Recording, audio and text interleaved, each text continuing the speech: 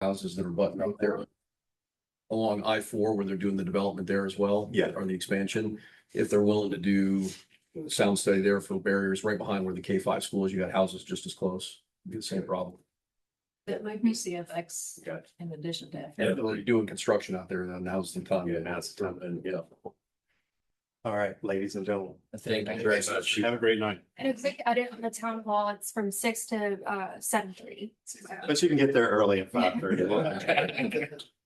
Thanks, everybody. Maybe just the input on that TV, so it shows the whole screen. Yeah, the remote might be on the. Okay. Crows. I don't have anything other than I'm liaison.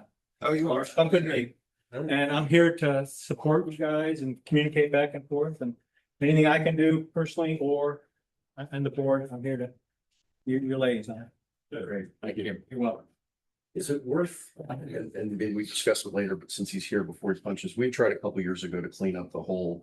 Jack, you identified it was up in North Village somewhere with the mailboxes. No, and I'd like to get that, I think there was just the wrong time with the wrong folks, but well, the wrong person was left.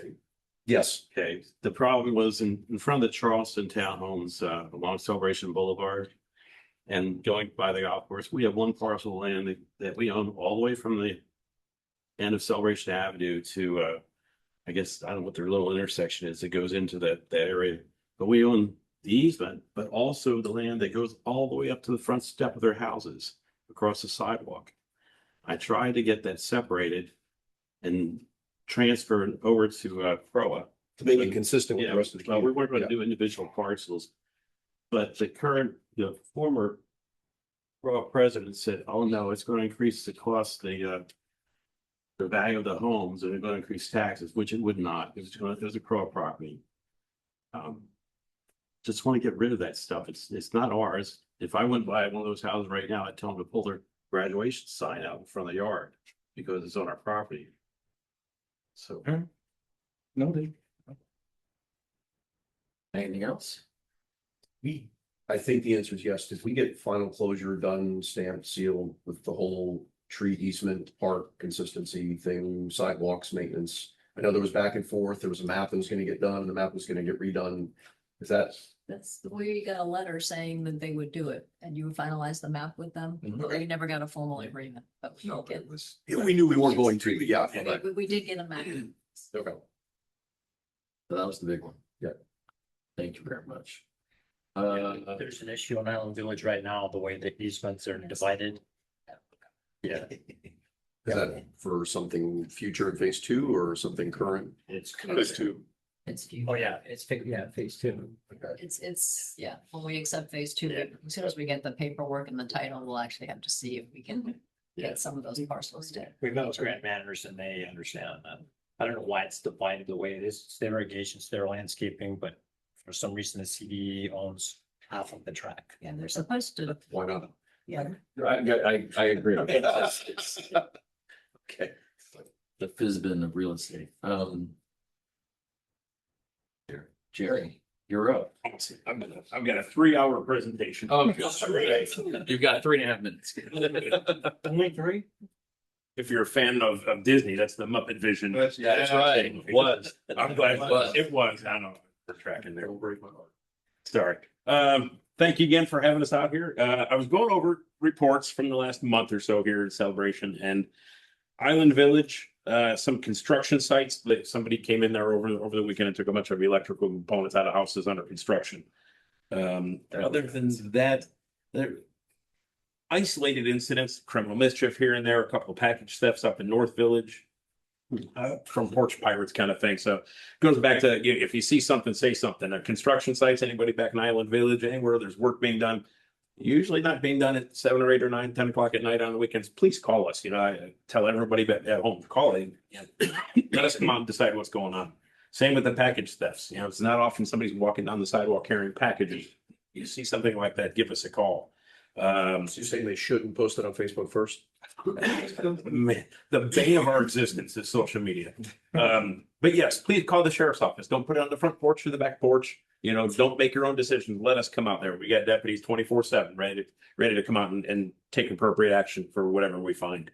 As I'm looking at other calls, preventable stuff, that was across the street, Parkway Village, Parkway Boulevard across the street. Not a whole heck of a lot of things that are preventable. Oh, two incidents. Let's say frauds. The only thing in this world that you're giving is the sunshine and maybe your name. If somebody calls you up and say you've got $45,000 in this bank account, or we're sending you free checks, it's not true. Don't go and try to cash the checks. Don't cash them out and send them the remainder. You're going to be out the money. Unfortunately, majority of those come from out of country, and our detectives can't track that.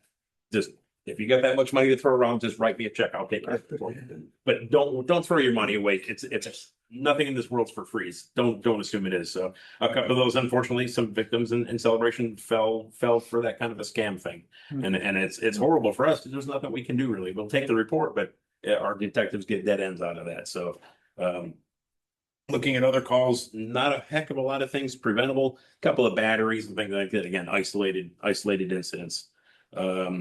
So there's an incident down at the school down there in Island Village. Some sort of a road rage incident ended up with somebody getting damage to the vehicle. Again, isolated, not really, you know, the crime of the century. Unfortunately for them, they lost a mirror off their car, kind of thing. But avoid the road rage. It's easier to turn around and just go the opposite direction. Other than that, I don't see a heck of a lot that we can report on. As we speak right now, I got 2 deputies in town doing some bicycle education. So I haven't checked in with them to see what their outcome was, but as I was pulling in, they were stopping another person on a bike. So hopefully next month I'll have for data and stats on that. So And generally, just on the e-bike enforcement, there's obviously, you know, people have seen a lot more engagements and all that.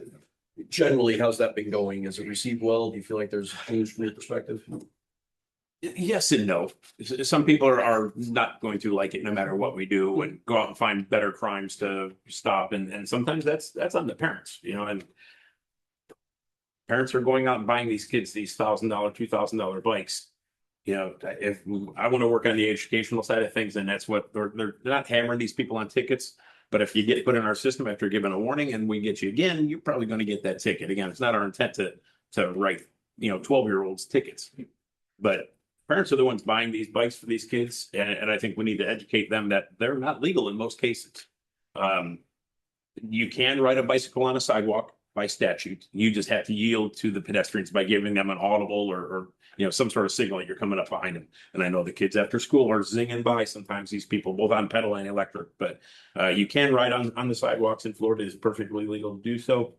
But education for parents, you know, if you can't, the only place you can legally ride most of those bikes is on your front yard or in your driveway, point blank. You know, if it doesn't have pedals on it, it's a motorcycle. You need a motorcycle endorsement on a driver's license, helmets, glasses, yada yada, the whole kabang for motorcycles. I went to a crash on the way home the other day, and the mother swore up and down that this is electric. It's not a motorcycle. I beg to differ. Her kid ran smack dab into the back of a car. Luckily, the kid only got some road rash, but probably caused $5,000 in damage to this person's car. You know, obviously the kid wasn't doing 10 miles an hour. You had to cause that much damage. So I don't know what we can do. And your point is of, you know, a radar on a sidewalk for 10 miles an hour. You know, if we're here and we got some time, again, that's a crime of the century, but we have to stop that kind of stuff. And education, I think, is a huge part of that for the parents, not just the kids. I will say that there are 2 things. One, I've seen less e-bikes on the road. I've seen more regular bikes that Good. kids are taking. And I applaud those people. So I think some of that communication is working. You know, you're still going to have the 8 or 9 kids that do wheelies on every road you can. I mean, there's some huge bikes that they're doing it. And I like the fact that when they look behind you, I'm like, dude, you might want to look in front of you because you're about to hit something, right? And I think, you know, at one point, I agree. I don't think we want to go ahead and give tickets, but you know what? We're going to get around. And unfortunately, when you know the first kid gets hit by a car or hurt, or God forbid, even worse, it's going to be in the sheriff's office fault for not doing everything possible. You know, but a lot of that element, I think, just falls out back on the parents. You know, Ultimately, it is the you know, responsibility. it's a shame either way, but Yeah. yeah, we need to work out there on the education. I think there's some pamphlets and flyers and stuff out there I'm trying to get a hold of. And when I get more time out of the courthouse and get back. I've seen them stop kids, like on the high school and stuff. They're stopping people on scooters and bikes and everything, and they're talking to them. Yeah, I want to find some pamphlets or posters or something that maybe we can distribute to the schools and start getting the SROs to maybe start throwing it at the kids, you know, hopefully by osmosis, they'll see a sign and figure it out, send it out as a flyer. Today through the parent at the schools, you have the Parent Square app. So they posted out that the sheriff's department is running education classes for middle school and high school students on e-bikes. Can I make a suggestion? You guys need to look at elementary kids as well, because elementary kids are on e-bikes. I know they're starting that program at 2 schools. I want to say Parkway Middle. They're doing it at 2 schools in Osceola County, kind of as a pilot program rather than get too big right off the start. They posted that they were doing it. Okay, We're just- they may have updated or changed the school to cover celebration more. Last I heard, it was 2 schools I think on the east side of the county. I know they don't want to get too big right off the bat, because then you kind of lose hindsight of what you're supposed to be doing. So that's good that they're putting it out there. So Yeah, just if whoever's running that, if I want to take a look at elementary as well, just would be my suggestion. if I can find some like an infographic, something like that, I'll try to get it to town hall for a Friday flash or, you know, any of those kind of things to put out as well. I think. Actually, what they put out today, I can shoot that over to you. Okay. My other question was going to be maybe more for staff. We're about 6 or 7 weeks into the no details. Is that working? Is it not working? Are we getting it for, kind of same for you that we? I think that's the question. Yes, Jerry. What have you seen as far as, That might be above my pay grade. huh? I came straight from the courthouse straight to here, so while driving, I wasn't using my computer, so I didn't get a whole lot of chance to look at traffic stats. And those aren't logged. If you call it a burglary at your house, I can look that up easy. Traffic stats, I got to go through a whole different database. It's a little bit more convoluted to get. Think about that next. Well, yeah, as I get time and as I get out of the courthouse and start going back into the crime prevention side of things, I'll have more time to develop things like that. So, that's a tough one, Jack. I think the extra presence is always a positive. In the meantime, should we do a download of our speed, our traffic Radar signals and give you an idea what's going on? That's a good start. I don't know, for Russ, have those been calibrated lately? Because the data may not be 100% on those. It could be 5-10 miles an hour off if they've been bounced around.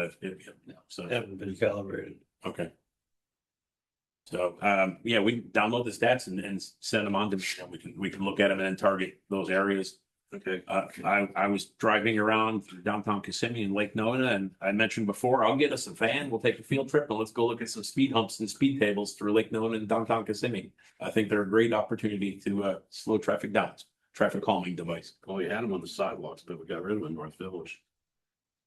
That's the Neo Cruise. Really? I had to. I'm sorry. Yeah, you should. I think, and this is Jerry speaking here. I'm wearing the perfect spot for a speed table. Let's put up a radar in front of 851 building, right where the crosswalk is. And then get a temporary speed hump. Let's do a month of data before, put a speed hump there and get a month of traffic data after that and see what the change is. Well, and I made the comments, we had the county in here 3 months ago, 2 months ago, just general development type of stuff. And again, it's not under our purview, but my thought to them was particularly on Village, since that's going to connect back through South End. It's easier to put in speed tables now. If you're thinking about doing it, that's really between you and the county. It's easier to do it now when nobody's thinking about it, as opposed to wait till the community's up and running and all of a sudden you come in and retroactively do that stuff and people are going, wait, you just, so if you feel like that's a benefit for traffic, I would definitely say get in touch with, what's his name, in the county? Thank you, Ray Stengel, because I voiced that comment because we've heard that a lot, and particularly, I mean, you see the stretch from Island Village School to the high school, that straight shot for a mile and a half. I've been past doing 40 miles an hour like I was standing still. I'm not a proponent of throwing them everywhere, you know, but in certain areas where I think they would benefit. I mean, that's gonna be a big residential Yeah. area that's gonna be a cut through from everybody from Point C and trying to come up that. When beyond the ultimate I-4 comes up, you might get the sound walls behind Island Village anyway, but Yeah. Waze and all those other traffic apps are going to send people where? Yeah. Celebration Boulevard. Yeah. Skip I-4. It's going to be. Give it's it to going the to county be- if you guys think that's appropriate, that's something. I love speed tables and if you're ever in Lake Nona, they're gorgeous speed tables over there. covered pavement, They things probably like were that. built before anything. They were built as part of the. That's the trouble, putting it within where people are. The That's- retrofitted people are gonna lose It their just minds. doesn't work. It's a learning thing. People are gonna hate them at first, but they. We couldn't get. drive over them at 25 miles an hour. It's- That's got a part of these. For the speed table, for the, it kind of ramps up and then it's flat where the crosswalk would be, then it tapers back down. So it's safe for pedestrians without bumps and bumps for wheelchairs or disabilities or anything like that. So I think it's a good thing to maybe look at. There are temporary ones that can be, rented or purchased and put in. So any questions for others?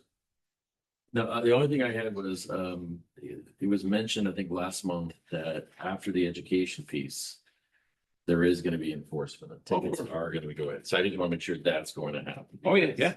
That If- at the end of the we day, want to- after we've done everything, we're like, all right, The sheriff can't come down here and say, everyone gets a ticket. They can't, the law gives us discretion. So each individual deputy, sure. has their own discretion and our system, if I can tell that 10 years ago, when I wrote somebody a warning here in Celebration, I can see that in my system if I stop them again. And if they need another warning, maybe I'll give them a warning, or if they need some reinforcement.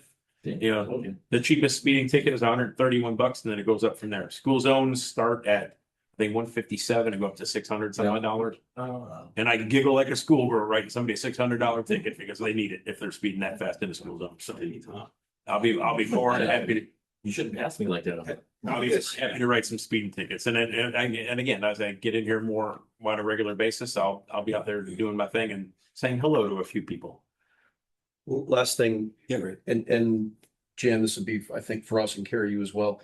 I think the LPR contract, it was a 5-year contract, should be coming up next year. Because we signed that in late 21, early 22. So if we're gonna re-up the contract and we need justification and, hey, is this working? Is this not working? Just That would be- kind of coordination to help tell the story. And I'm trying to remember even what the terms, because I think after 5 years, we actually own the equipment. If I remember right, they transferred. Didn't we redo the equipment or? No, they kept the same equipment, but remember we had to switch providers. but they Okay, kept that the was same it. cameras. Yeah. I can't Yeah. remember. I know I looked at the change in providers. Yeah, it was basically a 5-year as a service, and after the 5 years, they gave it to us, but the problem was after 5 years, if you got to upgrade a camera or brakes or whatever, it's on us. Yeah, but I think looking through that, especially as we're in the budget cycle, if that truly is up next year, and if we need a story to tell, I mean, that's 32 grand a year we're paying right now. Yeah. I want to make sure we've got the right story to go along with that. Yeah, and I could say with some notice for the next meeting or meeting down the road, we can get maybe our real-time crime center people in here and our intel people come in here. They deal with it every single day and they can give you all the ins and outs of. Well, they would be schoolgirls when we first put them up. I got. Oh, yeah. In Hawaii at 2 in because they were excited for the bus. So who stops instead? But yes, they liked it at first. So yeah, if there's any other questions that's outside of my kind of scope of knowledge, they can certainly, Yeah.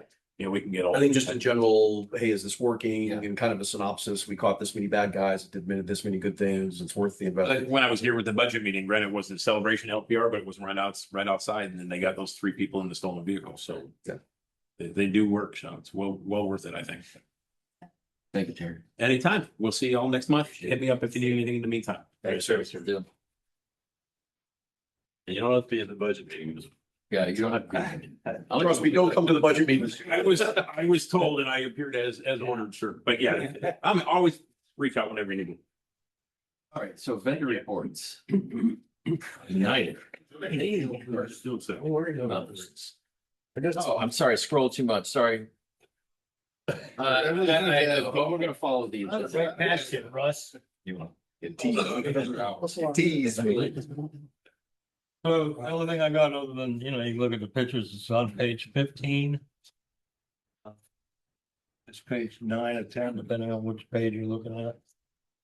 Item 17, there's a bracket that holds the street name sign on. We've already had, the screws are froze in there, the little Allen screws, you can't get them out. So we're already at about 1 out of every 4, it's gonna have to be replaced if we go to repaint all the signs out here. And if you look at the price, $6,100 for just 10 of them little brackets. You're kidding me. No, how much? $6,100. I'm opening up a business, brother. I'll charge you 6. Should. Why? So I bet those brackets. Can we get somebody to make them? That's a well. So the question I have on this is that is, That's the quote from the people that make these and do all the street signs, the street lights and all that stuff. okay, so my question is then. So, right, not to interrupt. No, go ahead, go ahead. Right at the moment, we've got like 34 street signs that we're replacing because they're faded. Correct. But if we get into, if you want these things painted, I mean, you could be looking at. Well, I'm driving around, there's street signs that have to get redone all over the place. There's a lot of them. Well, So so I- find out why, because if you tie numbers against that, I mean, I'm one. Find out, what do you I'm find not- out, what do you find out what? I said define a lot. What's that number? Are you talking the fading or? No, they're being stripped, so you're probably looking at anywhere between 75 and 100, and that's just like East Village, Main Village, and South Village. There's a lot of signs where you can't even read the sign. It's being stripped off. Must have got worse since the last, Yeah, sign review. it's they're so. So I guess my question is, if this sign configuration is just way too expensive, is there another sign configuration to go to? Because if we're gonna do like the sign and the post and this, and all of a sudden we're like at, $800 a sign, that's just too much. And I don't want to like get the cheapest sign, but I mean, maybe this is something that's too antiquated for this type of use in Florida. Right? Because I mean, they've used these signs since the beginning. Well, they've been in for like 30 years, some of them. I know. So that's not bad. No, but then when you want to go replace it and you're like, $6,000, you're like, Well, I mean, is Well, that for me, something we could, if we got you guys the right tooling, you could get somebody in-house to do that? Well, what about a cot, something off the shelf that could be? that's what I'm saying. Is there, yeah, maybe something can be it's different. Not that I'm aware of. Yeah, what would a new sign? Be? Totally new. Well, that's what I'm saying. It's If similar, if we yes. put a similar sign in, because we already have 3 variations out there. Does anybody get no fourth? Well, not $6,000 a piece, we're gonna find out. Well, that's probably what would happen after they got the original signs and they go, oh yeah, the developer wanted these. What is Matabee using? Same thing. Same one? Exact same thing. What about missing little curlicue brackets? Are you replacing them or just let them sit off? Right now, we're not. We can get those. Can we ask them how to be where they're getting them from? Hill Design Communications Limited, For 6,000? where they've been coming for 30 years and then some. Or six, it's not It's six, not- it's not eight, it's 16, 10. right, so $610 Yeah. each. Still ridiculous. Okay. There was something that wasn't adding up there. Well, so it's 600. Yeah, that's total. That's right. I found a missing street sign over Reeve Street in East Pond.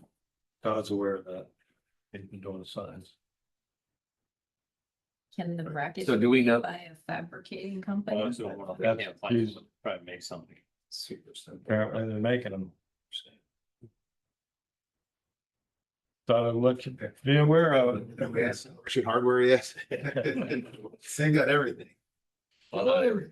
Yeah, you're right. It's a good place to start. Yeah. Um, So it could be a little expensive, but then if we go to start painting all the signs with the tops and all that. I don't know if it's right now, we're at 1 out of every 4 we gotta replace. That got wrong, we 130. we have to paint it. Cannot not paint. Okay. You can't, well. Just let you know, be aware. We did it once before. Oh, yeah. Are you talking about the lights or the street signs? The street signs. Right, we haven't done it. Well, yeah, we've done the lights. The No, lights we have, that's no well, problem. not the street signs, which is why we are where we are right now. There's a lot to, I mean.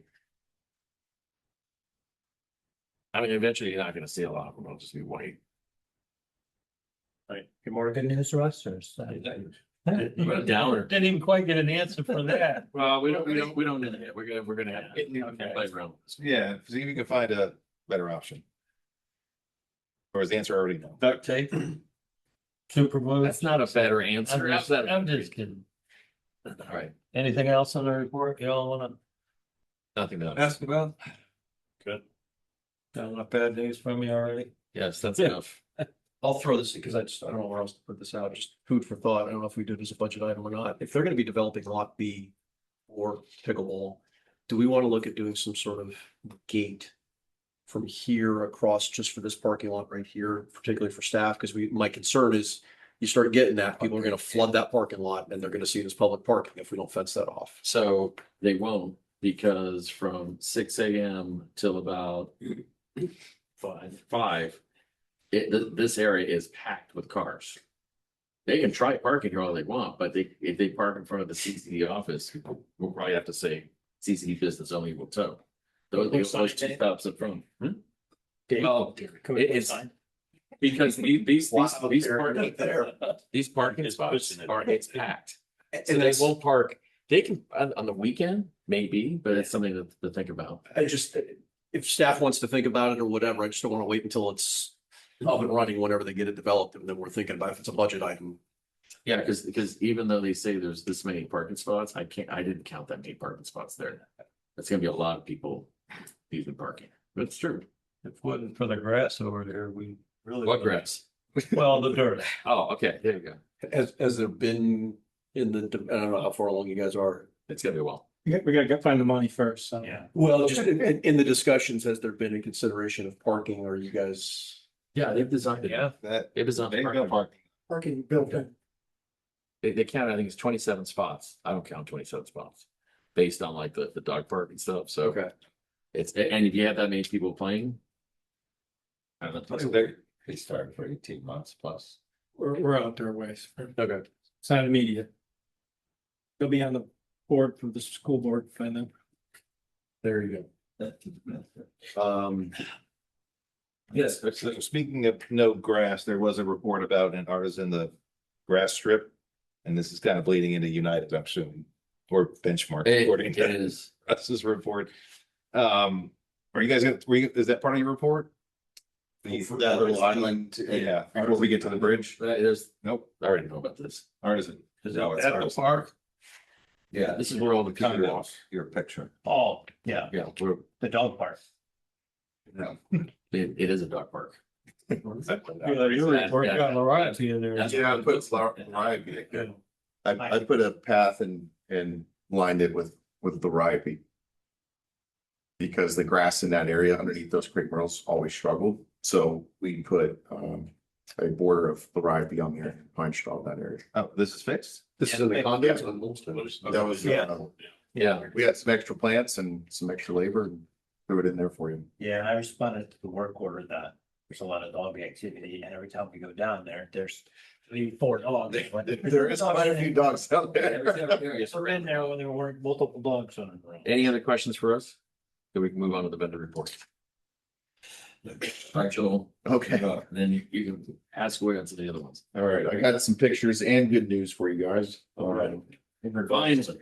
in regards to the freeze, we've started making our cutbacks in Island Village on the fire bush, which in my opinion, were a little tall. And every single one of the fire bush out there is alive. They have gone down to the ground, so they are legitimately starting over fresh. Firebush, very resilient.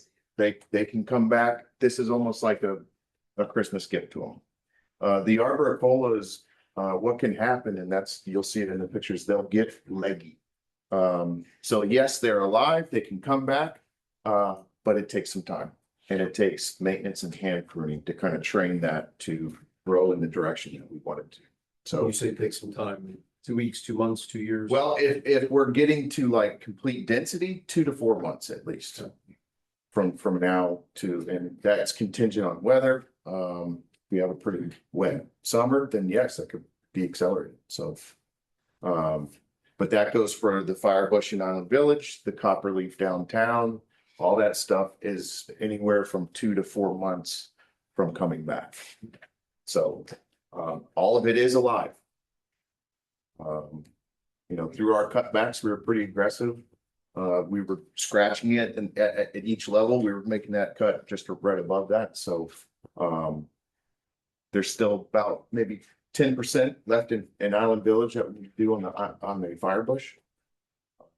So there's nothing you found at all that is dead? There might be 1 or 2 that don't push through, But right now, again, everything is scratching green. Everything is still telling me it's still alive. That could change, weather, a lot of factors could come into play.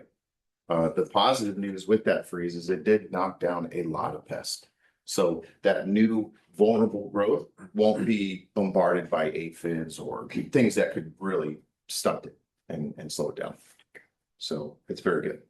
That's good news. I mean, I'm seeing the growth. It's coming. It's there, it's just not gonna go as fast as we want it. Yep. Um, And this month we are fertilizing turf and shrubs, so this is just another encouragement to kind of kick it into gear. The turf on the boulevard looks really good. I did include in my report, the wild Bermuda is still an issue in that boulevard. So that issue won't go away unless it's eradicated with Roundup. So we did gain some ground on the crabgrass front for sure, but on the Bermuda grass, we have just kind of sustained, not really gained or lost ground. So. Gary, can I suggest, just because I know it's been a topic for Crow in the community of, hey, there's a lot of dead stuff, that if we want to put out like a My Celebration message, just something simple that, hey, yeah, I agree. they assessed and it's gonna take some time, but we've already looked at it and yes, it's being handled, or something to that effect, so people know that we've reviewed it. It'll be useful. And if the board wants to go with something that's more cold hardy, if you guys are tired of waiting, we can redesign Market Square and throw out any options. So, Unless it's free. well, it's all the tropical stuff that got really good. Well, and we'll have to see like how it comes back. If it comes back too spotty or too whatever, especially with Market Square, we're gonna have to do something. But yeah, you're right. It's gonna be very expensive. So I'd like to see it, be patient. Let's see what comes back. Gotta be patient because you don't know if something you put in next year is gonna die off just as fast as the other one. Well, that's the thing. We would put something else that was more hardy.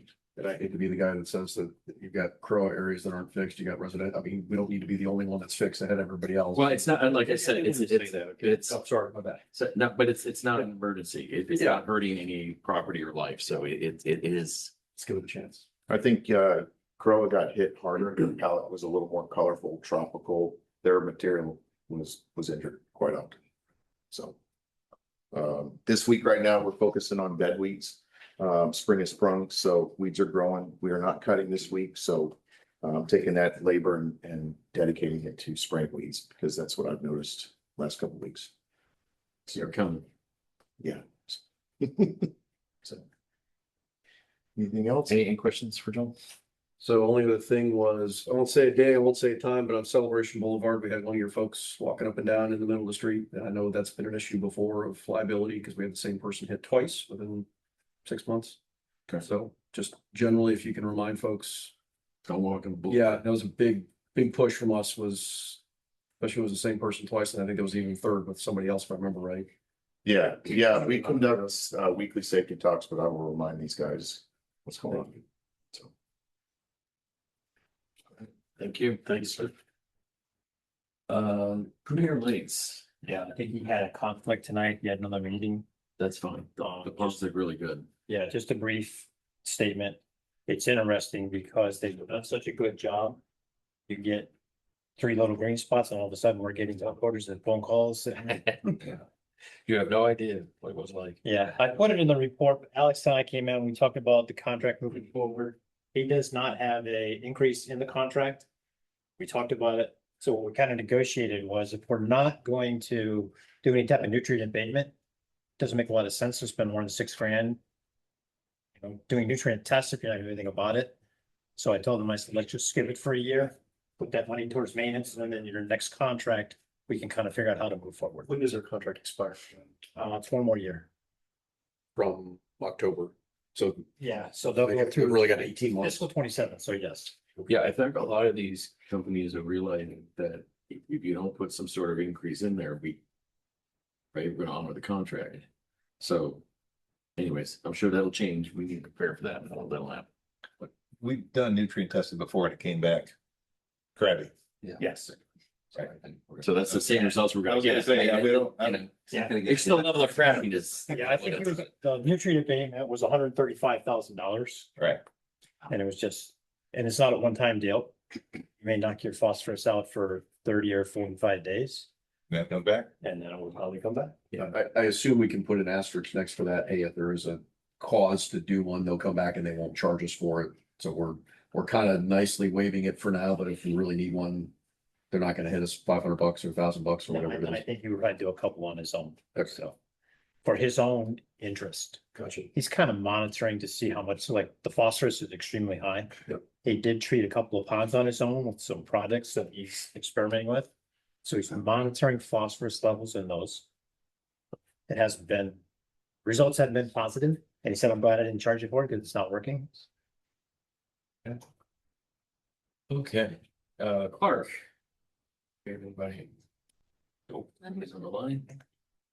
And Mattamy Homes. Now, and Anatomy specifically requested to get on the agenda for tonight. Maybe we'll try to, Do we know for what purpose? Well, I think part of it was conveyance. Conveyance partials of phase 2B ahead of the alleys, turning over pond and landscape tracks. And then holding back on the right of way shoulder and alley tracks as the houses. Didn't we already politely tell them, no, thank you, we're not doing a partial? You told them several times that, Yeah. we thought that was. That's why they left the comment. Board was and- pretty They wanted to speak to the board because Mark and I both told them we're not interested in doing partial conveyance. I make a motion that we're not gonna do partial conveyance. They're aware of that. We're aware of that. Just, if they need to hear it from the board, we can save the time. yeah, and there's just some of the things that we spoke about, it's just too, it's too risky. It's just too risky. for Well, us we to did a do. partial walkthrough. Russ and I looked at landscape and irrigation. And noted some stuff that wasn't up to code that they're correcting. You had an extensive one. You spent a couple days out there, actually, so. 2A.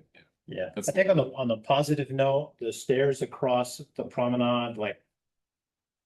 There's a Don Pedro's taco. Mexican restaurant, yeah. Yeah, The delamination. they're completely redoing the stairs. We looked at a couple of. Was that when I had emailed you that it was kind of like a low spot where the Yes. water was trapping? Yeah, and we had looked at that before. We looked at a couple of different options. There was like an epoxy one and they were gonna try, and then they just decided, you know what, we're gonna tear them out and redo them. Do you have any idea, is that imminent or? won't come up? Very soon. Yeah, we tell them just to coordinate with us as far as schedule, so we Okay. can, Scary wanted to put something in the. Just put a notice out. Yep, yeah, and then we'll just let the business owners know, hey, we're gonna block that off for a couple of days, so.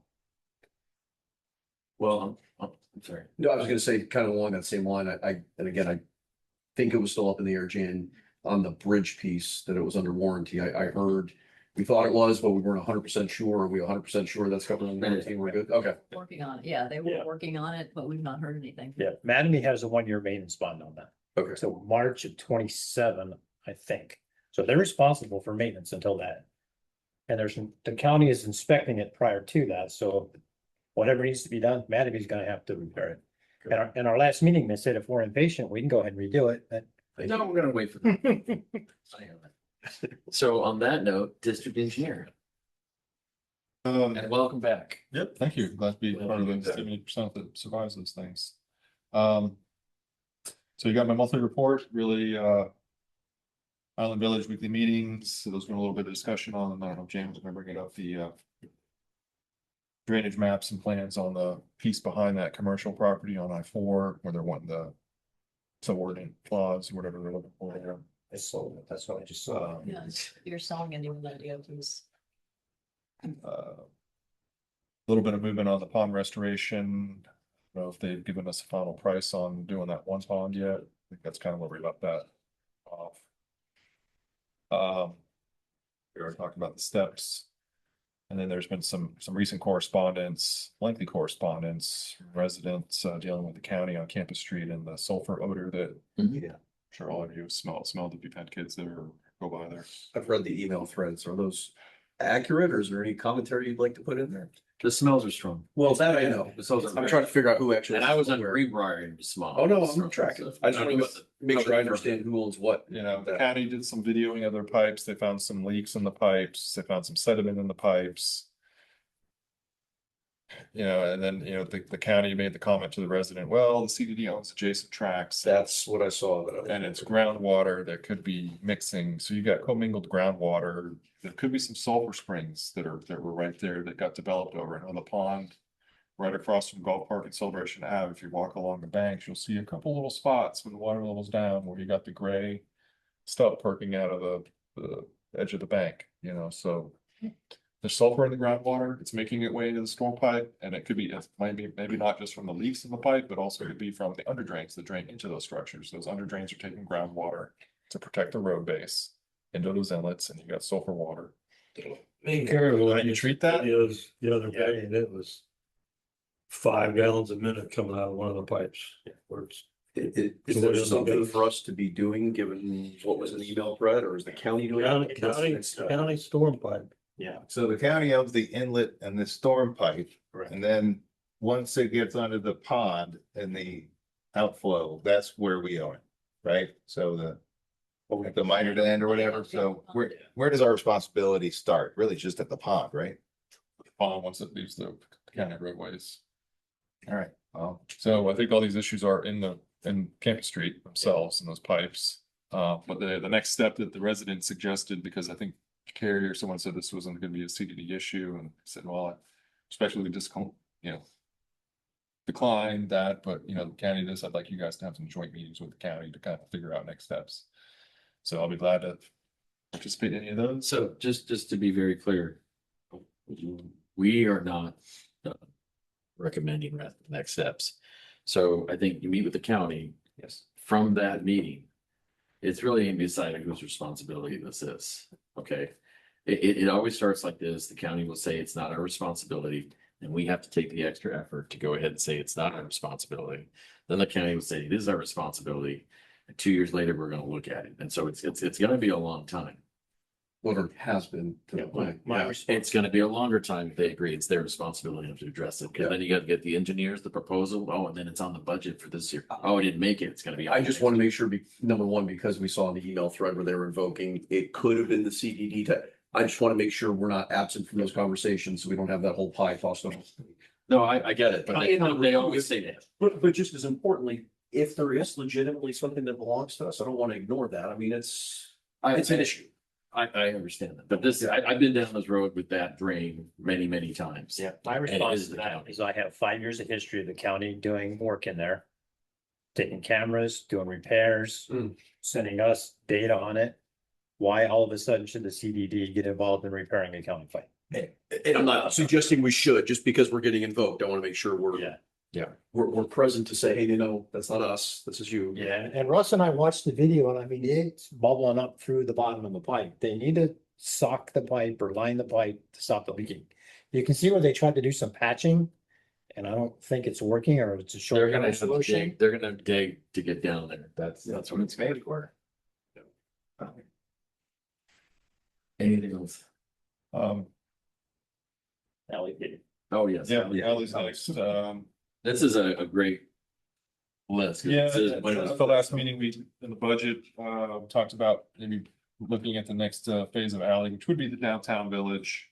So, I've had the spreadsheet out before. I kind of updated it with some updated unit costs after talking with Jeff with USA Stripe and Seal. The price went up obviously a little bit from where it was a couple years ago. So you can kind of see the totals by phase. Northville, this little table kind of shows when it was initially paved, when it was previously repaved, when we were anticipating the next repave to occur, and it's pretty much a 15 to 20-year window. Obviously, you want the pavement to last at least 15 years if you can. But on downtown village, we're right at the 20-year, you drive them, you look at them, it's time, it needs to be done sooner than later. And I know you guys are talking about bringing it into this year's budget, or it's the budget cycle you're working on, so I would recommend definitely continuing down that path. But right on the heels, you do have a couple other villages, within a year, 1 to 2 years of needing to look at, Northwest and Lake Evelyn. Those were repaved in 2010. And North Village doesn't look as bad as downtown. I haven't really looked at Lake Evelyn or South, but I will take a look at those to see if they look any worse or better than North Village. But they can vary based on traffic, based on groundwater, based on the quality of the. Out of curiosity, for anybody that was around in between 2007 and 2012, why was it done then?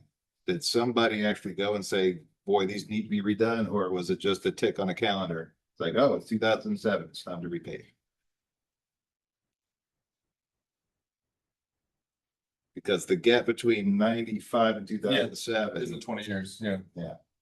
You know, I know those alleys that went in, they probably got a lot, you know, they might be got a little more traffic initially.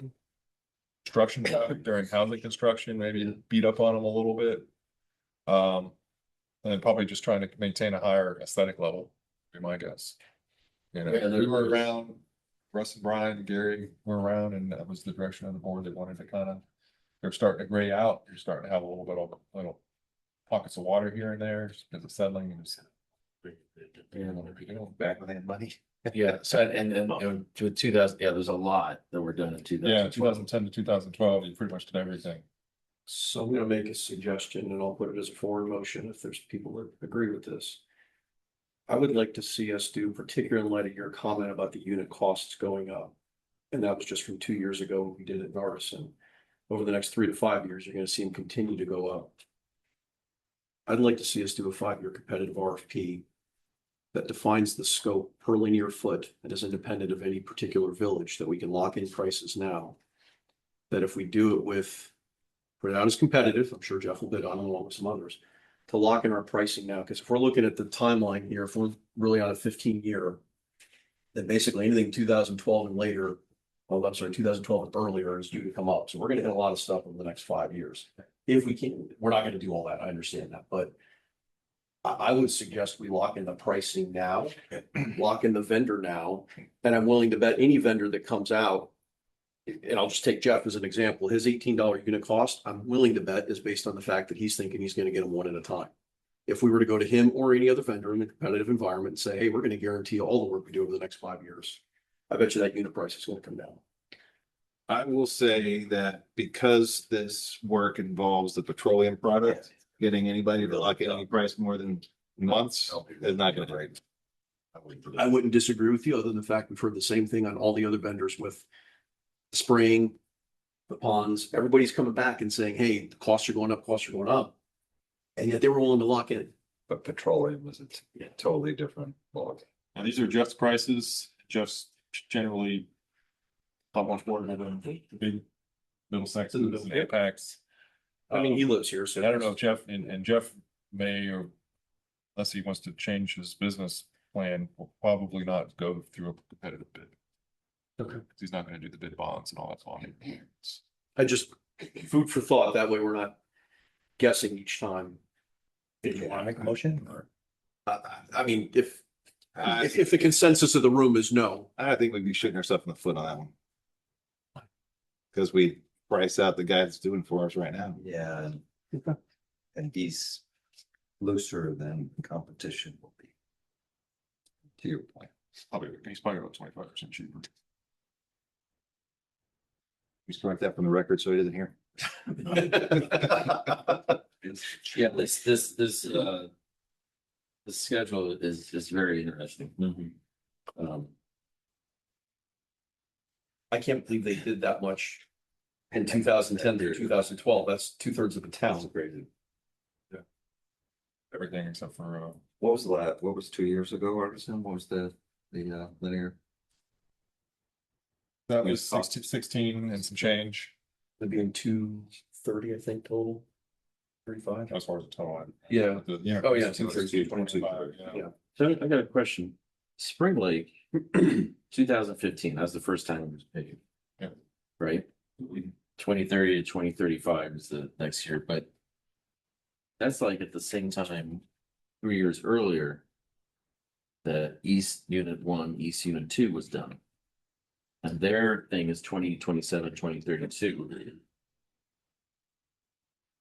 It just seems like Spring Lake is technically sooner than it's 3 years paved after the last time it was paved. Yeah, it was paid 3 years later than East Village was, and it's still the same 15 to 20 year window there. Well, I just wonder, is the condition poor there? Cause that could be a, It could be, how your alley's looking over there?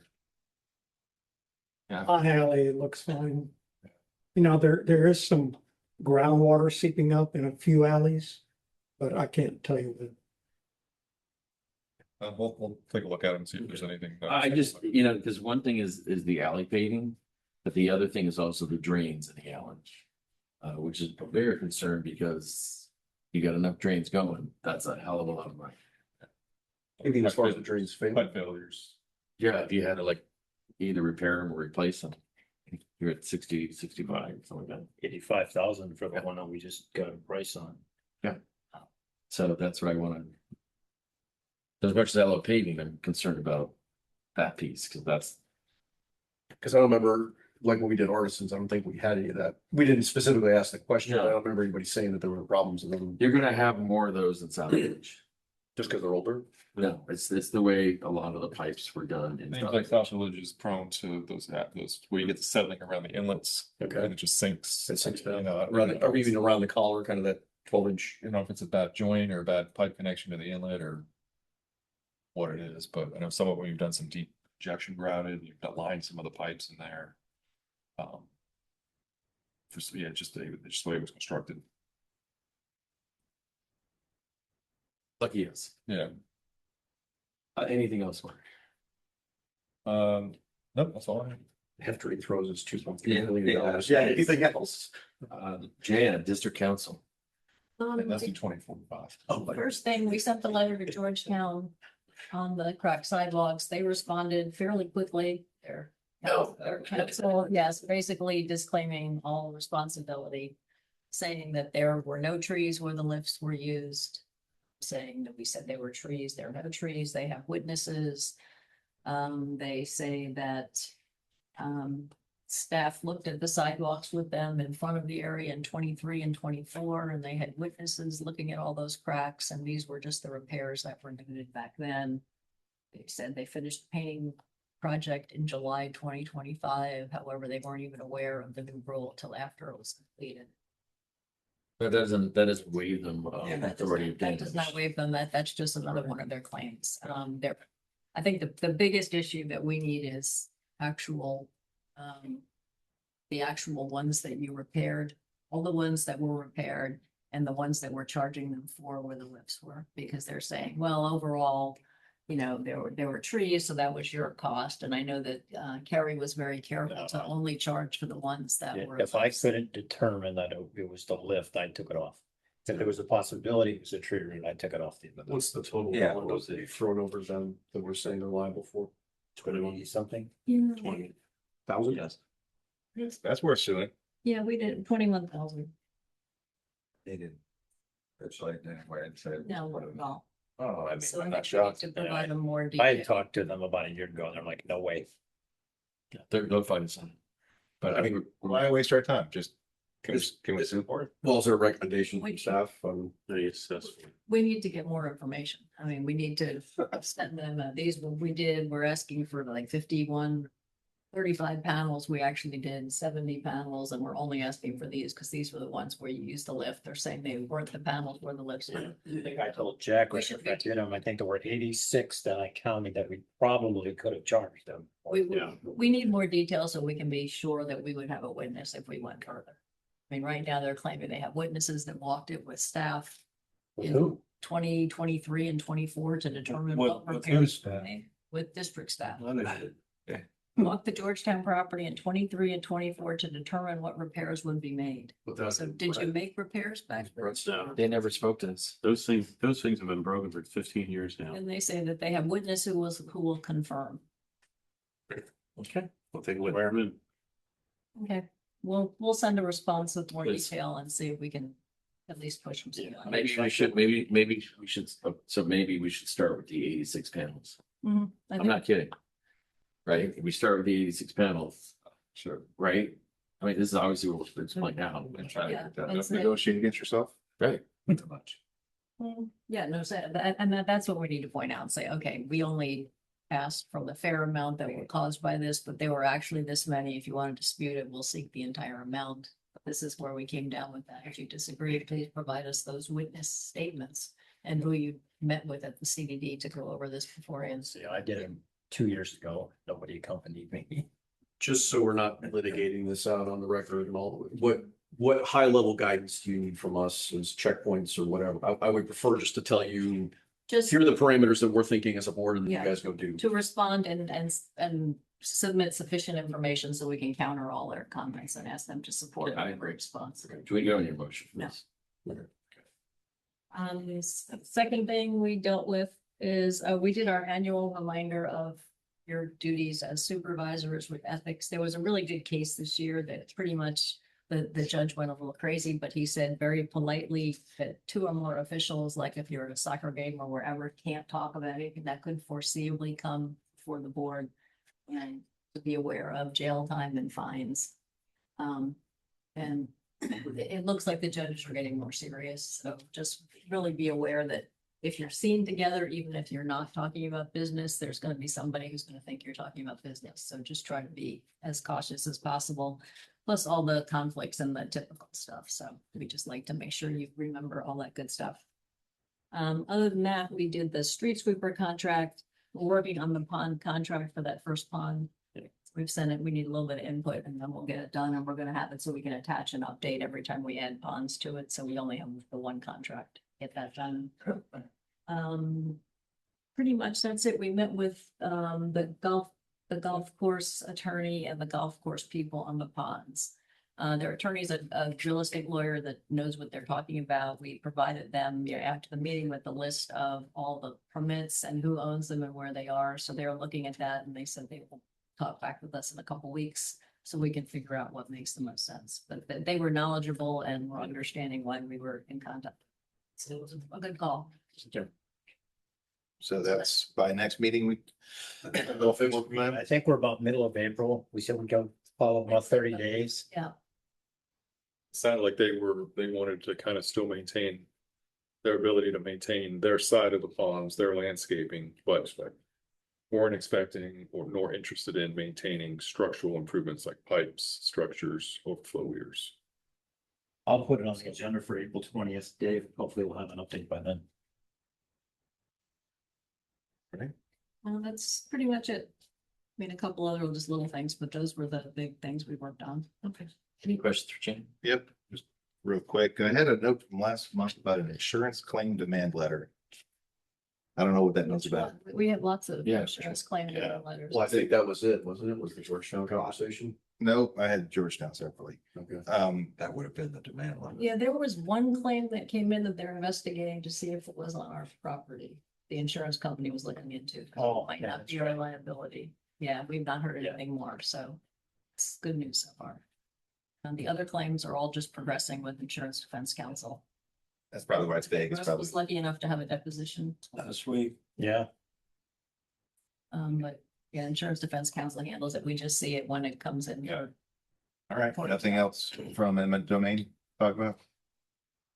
No, they had the subordination that they asked us for, and it looks like they actually changed the plan some, so it will have even less impact. And nothing yet this far south on demands, although Bonnet Creek supposedly has gotten an informal, so they're moving down from the, so hopefully we'll hear something soon. Yeah, they're doing a lot of digging on their own ponds.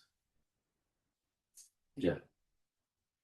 I'm sure there's a plan. Yeah, I'll ask for an update specifically for next month, so we get some contact. My boys like seeing all the trucks go down. Yeah, it's pretty cool. Carrie, district manager. Just a couple of things. So we have a budget meeting scheduled on April 6th. Do we need to keep that? I don't know that anything's going to change prior to that. You know, I'm not here, so.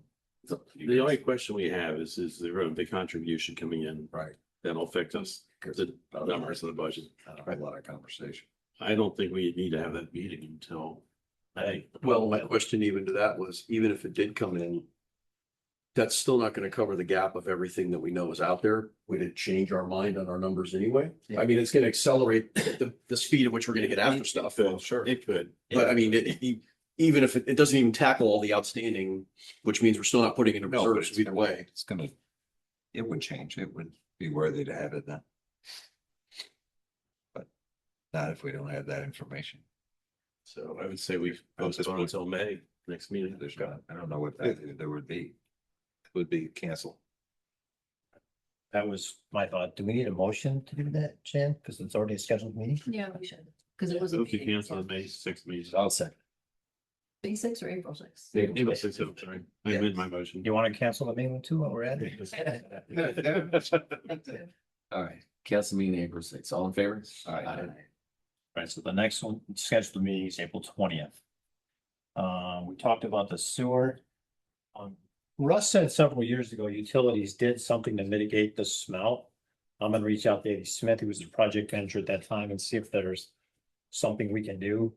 Well, back on the one across. They from- threw, some hockey pucks in there that kind So- of takes the smell out, But do we want to do that? no, we don't. You see what I'm saying? Because once we do that, Responsibility. We're doing right, it. We don't want to so. Chance taught me well. All right, fence update. The fence on Celebration has been ordered. It's getting made right now. Probably 30 days out. Fence on Greenbrier, he still has not obtained his permit. I had to provide some updated information this morning, because I check like every Monday, where are we, where are we? They ask for more information. This company has never done, if it's over $5,000, you have to have a permit. They've never done a fence project over $5,000, so they've never done a permit in Osceola County. Oh, Kind of scary. That'd be good to know 3 months ago. Yeah. I did it for him. The first time he sent it to me, didn't know how to do it, didn't know how to do parcels. I put everything together for him. So I don't know what they were verifying the parcels today. So I sent him that information. I updated it. So hopefully we get something in the next couple of weeks. So I assume that means we'll pay a little bit more attention during construction, given that they've only done small projects before, make sure we don't get anything botched. that's all I have. around the lake, that post, Road upstairs, where was that? the post that were put up by the lake when it was hit by that bar. Oh, in downtown. Yeah. Yeah, that's up. It's in. Oh, okay. Yeah, Yeah. done. You could have done last. Yeah, Russ, you want to talk about the other one still? About the what? The center post on the railings down? Oh, yeah, we got. Had one check all of them all around the whole leg. There's 9 of them, they're kind of loose. One of them needs to be replaced, it's cracked out the bottom. Jason can do those for $350 a post. He cut it down flush crown, put dowels in there and post them back up. So you have to do them. Yeah, he That's said there's more than 9, but he says there's 9 that's a where you big can issue. kind of rock them like that. Just go ahead and get it done. Yeah. It's not all I that don't think we have a expensive. choice. Yeah, you mentioned something else about the $100,000 we're going to go to get our insurance companies to claim against those people. For some of the damage that's been done to our properties. I don't know what that is. Yeah, we have light poles. What do we offer? 80,000 or something on light poles? Russ? Like that. Most of it's enterprise though, thank God. Oh, okay. Yeah. I shouldn't say that, but most of it's enterprise. So As far as people hitting light bulbs. Oh, yeah. yeah, Yeah, Well, I know that happens, but they're trying to get insurance reimbursements for the cost. 4 taken out in 1 month. And we are getting reimbursements for that, right? Well, some we do and some we don't. Like the 2 that got hit by the same car right here at the fire station. Had the wrong tag, wrong register, everything was wrong. What do you mean when you say wrong? What does that mean? Did nothing matched up. yeah. Did they get ticketed? The sheriff was there, state trooper, but he's not gonna. Verify all It's that. not gonna. Yeah, right, exactly. He's writing in some. By the insurance. Wow. You know, what I'm looking at, That Carrie, was 30 grand. your email to everybody says, we have several outstanding insurance claims for vehicle accidents. The damaged CDD property, the total's close to 100,000. Russ and Jasmine are getting the list put together before they get to. Yeah, I guess I didn't realize the light poles were. Yeah, We need to send a letter demanding payment. I think Celebration is getting or has been paid up. We had the one in North Village a while back. Yeah. As you pull on there, and we had the one in Island Village. Yeah. So actually, that's a kind of a bonus, because There's We're getting some to you for insurance and back, put the pole in. Okay, well, let me know if there's any left on celebration side. Okay. The one thing I did forget, with the FDOT subordination, I did ask them to help us on the pond. And they went back and said all the construction and work was done by CFX. That they would try to find out anything they could from CFX on the traffic Oh, light. okay. All right. And that they sent over the stuff that Mark had already seen, but there's one little glitch in the easement. It looks like the FDOT would be responsible. So I'll be getting back with them on actual language of the easement to say, well, maybe CFX built it, but your report is. I'm sorry, this is the pond right at the corner of 417? Yeah. Okay, yeah. Apparently CFX did all that. That road and all the construction. So DOT is disclaiming, they did try to get information about it and said they tried to search anything more, but it looks like perhaps when it got platted as maintenance and responsibility of FDOT as opposed to CFX. So I'll see if we can get anything more. But it's got more complicated, not less. How is this? The light, Any, the traffic light on the pond were the two issues that they asked me to see if I could get some help. anything else, Kate? So for district manager comment, we had heard a couple times fishing line getting caught up in that pump going into the. Is there anything that, right, well. I want to be the last one to say, hey, don't go fishing off a dock. Yeah. But if it's causing some couple grand a pop and that thing, from what I'm understanding, is somebody cuts loose on the line and it's getting pulled in because of the pump, is that the problem? Is it just, it's like a water drift where it's Yeah, vacuuming it in?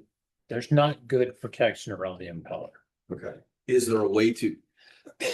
So as to avoid prohibiting fishing on the dock, which I would love to see people continue to be able to do, is there any other way we can mitigate this so that we're not dropping a couple grand every I time? think the issue was the boards and they're in conduit now, so. Yeah, I think we're okay. The problem is fish like to come up to it because there's good aeration and people see that. Last week, there's a kid who he's casting right into it. Well, I know the one time the hook got caught into the power line, I Oh. got that, but I thought I heard you say that the last week, that Yeah, well, that the line was getting pulled into the impellers. right, and the last one, the line got caught in there and pulled The up. entire fold. Yeah. I didn't catch that. Yes. You see what happens with my There's phone. no way to, I don't think there's any way to encase it, from my understanding. There's no screening? Like a There's shroud, a shroud over the top, but there's not underneath. like a chicken wire. Something. That's what I'm wondering, if you could do something like that. I think that, yeah. That won't Can stop. can you explore, Yeah, Mark stuff like looked that. at They it have and a- put chicken wire.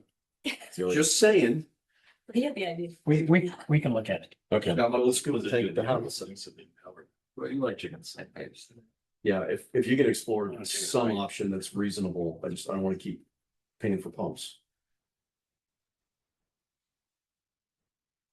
I got some. Go ahead. Yeah. On our last meeting, we discussed curb painting and per my notes and per the checklist, the online checklist.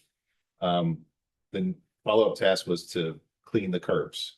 Is that everybody's recollection is? So we're gonna take the paint off because it looks ugly? Some, Some, not all of it. I mean, not like there's some downtown that will have. there's acreage and stuff, not those.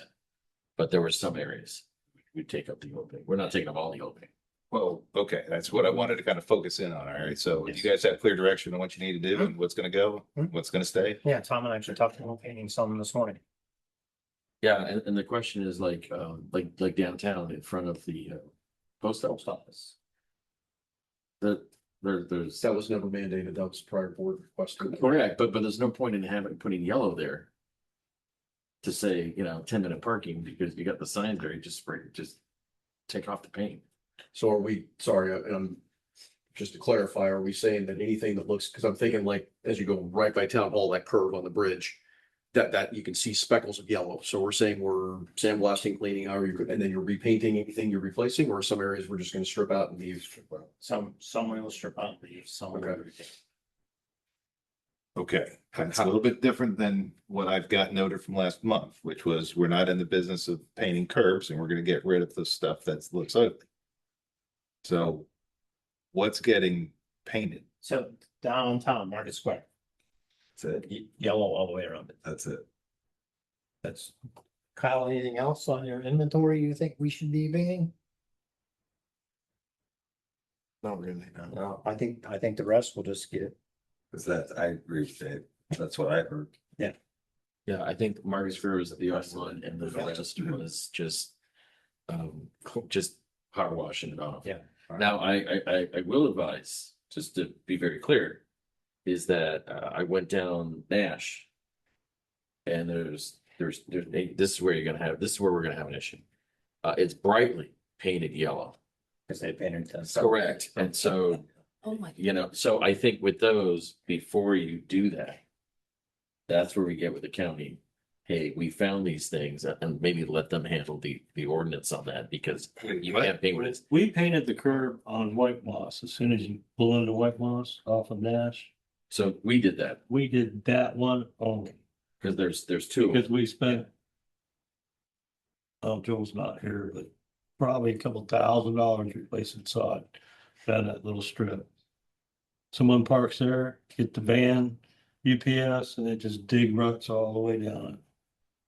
So it seems like it's worked. Yeah, the spot you're talking about on Nash, we had a work order, we decided not to paint it. And we told the homeowner that and they painted. And they paint it and they can't do that. So for that one, we agreed to talk to the county. And have them handle it because people can't paint. All right. what they hold on. want. It's code violation. Yeah. The county says, Responsibility to. but the county said they're not doing any. They're not painting. any- Correct, it's a but code it's a violation. code violation for somebody to paint their own curb. You can't do that. So we're simply saying that we're notifying them, we're removing it. We're telling you we're removing it, and if somebody puts it back on, be aware that. you may- Well, no, we're gonna notify the county first that at this location, Right, this is what happens. Well, we're not removing. We are removing it, but we want them to go ahead and initiate that conversation with Okay, that homeowner. got it. Two-step process. Because it's not our, the curb isn't ours. Right? And the ordinance isn't ours. It's can I the ask a county. dumb question, why are we going down, no pun intended, why are we going down this road? We agreed with it at the meeting, with the county. Yeah. With, Absolutely. with removing that one? With removing, no, with All yeah. the county said that, and that's one I saw. Yeah. But they said there's multiple ones in town that we didn't paint and you didn't paint. And so we all agreed that we'd engage them for those to go ahead and take them out. So That was it- their process. There was a blanket getting rid of yellow paint last. But after further reflection, we've noted Market Square, the interior, right, only, not the post office side, just the interior of Market Square. And Russ is suggesting White Moss location. We painted that one about 6 months ago. And recommend keeping that. I would like to keep that particular one, yes. Okay, so outside of those two specific locations, we are removing, oh, and I know there's yellow in front of most every fire hydrant. Right, that's easy. Yeah, yeah, that's enterprise. It's not the code. It is, it's an ordinance. The county specifically said. you No, do not that's have to not. put ye- And I asked that question. do you- It's definitely any not. Yellow. in But front? it's not, but we don't have a say in it, the ECDD. Well, I mean, if the ECD wanted to paint their stuff, fine, I'm not gonna object against Right. that. But, Well, that's nice of you. yeah, but don't, let let me finish, which is what I'm saying. kidding. I know. so sensitive. Because you interrupt me when I'm trying to make a point, which is that the concept that it's a code to paint the curves yellow is fallacious. There County is no. specifically told me it is a code should be 15 feet and they modified it. That's different, but painting the curb is not code. There are thousands of curves in Osceola County that are not painted in front of fire hydrants. A lot of which are in town. I think this is the only place in Osceola County that has yellow in front of the fire hydrant. But no, I'm saying there are plenty of hydrants that don't have painting in front of them like that. In town. And that was why I asked the question, is it required? And again, it was a couple months ago. I tend to think what you said was correct. They said they do not need to have that painted. That just. Right, that's not. Now, the thing is that if ECDD and their grand, idea wants to go and do that, they have just as much right as we do to get rid of. Right. Put it in, right? So that's not. Mark, what is your understanding on that? I think Road and Bridge, they have the option to paint it or not. The fire department, which could be a little different entity from Road and Bridge, they, just like in Island Village, they are requiring painting of the curb or at least a box out Yeah. in front of it, which is a little different than what you have in the main village here. And yeah, I recall the 10 feet being the number for the main village for the original celebration versus the current 15 feet is what you would normally see. That adds one other thing, this is where you might want to get the CDD. If you saw some of the pictures for the fire hydrants, It's, I mean, somebody extended it to like in front of their mailbox and everything. It's, I would incredibly strongly suggest adding, deleting, removing. We don't touch anything with fire. If they're there between Enterprise and the county. Yeah. Somebody else can figure it out. God, The I last thing I want to disagree. do is remove striping in front of there and God forbid something happened and why'd you take that out? So that's why making that, that clarification, those exceptions. So we have 2 locations and then any yellow in front of a fire hydrant, everything else can go. Because everything else is general, no parking, not necessarily fire hydrant related. Right. Just so that they have clear direction. and that's the justification with residents that the county doesn't paint yellow, like in all these other areas. They just don't. I think it's a fire marshal, The paint in front of them, you mean? 7.5 feet either way. That's the new standard, 10 feet used to be the standard and how the original celebration was approved. Just because you have all the parking in front of homes, they just wanted to kind of keep sure those areas stayed clear, even though on the books, you're not supposed to park, but the yellow just helps. They waived it. Yellow just helps people see it and not park. I'm shocked that the fire marshal allows the county to say we're not gonna repaint it, but that's a them conversation. That's happens all the time. Yeah, you're right. I don't know. Okay. Um,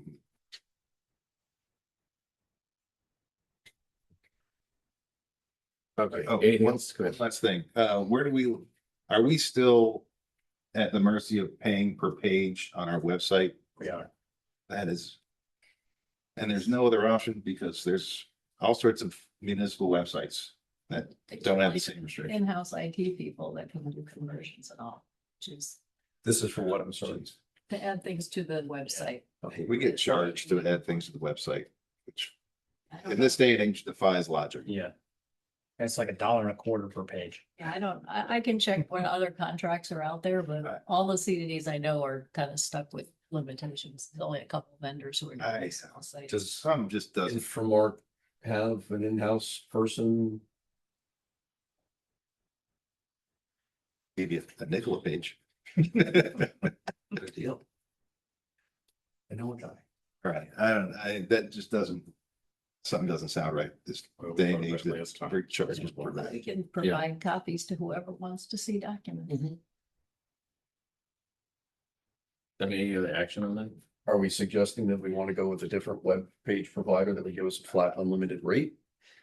Because web providers do that. What is But it that we it's- want to, I'd up like to here know, that we don't have? is this a CDD contract with the web hosting that we have under contract and is expiring at some point? We just renewed it and we just updated all our security on both sides, enterprise and celebration. How big is the dollar problem we're talking about here? What's the total amount? Well, we're talking it goes about? back to what Jan said. So what do we want on there, right? Like how much volume, right? If we know the volume, then we'll know the price. So I don't know what. That's what I'm trying to quantify the Yeah, problem. we only get 2 or 3 public records requests a year, so it isn't like people are asking for things. So you guys don't see any more than I see. Dave, are you trying to, what is it you're trying to accomplish? Well, the fact is that we don't have any of our resolutions. Very few of them. There's 30 years of resolutions, and if you go on our website, you can't see 3 of them. I 100% agree that any board resolutions need to be on our webpage. That's gonna cost money, apparently. Well, then that's the cost of doing business. And again, whether that means it's a flat fee contract with a new provider or we do it again. But I can't believe as a public government, we're not required to put them on our webpage. Not. Shocks me, but I don't think that's the right answer. But no, I mean, nobody has all their resolutions online. Well, That's the county does, but they're apparently different because they are bigger. Right, host your own IT thing. What's the? Well, how about we go through and see which, I mean, there aren't,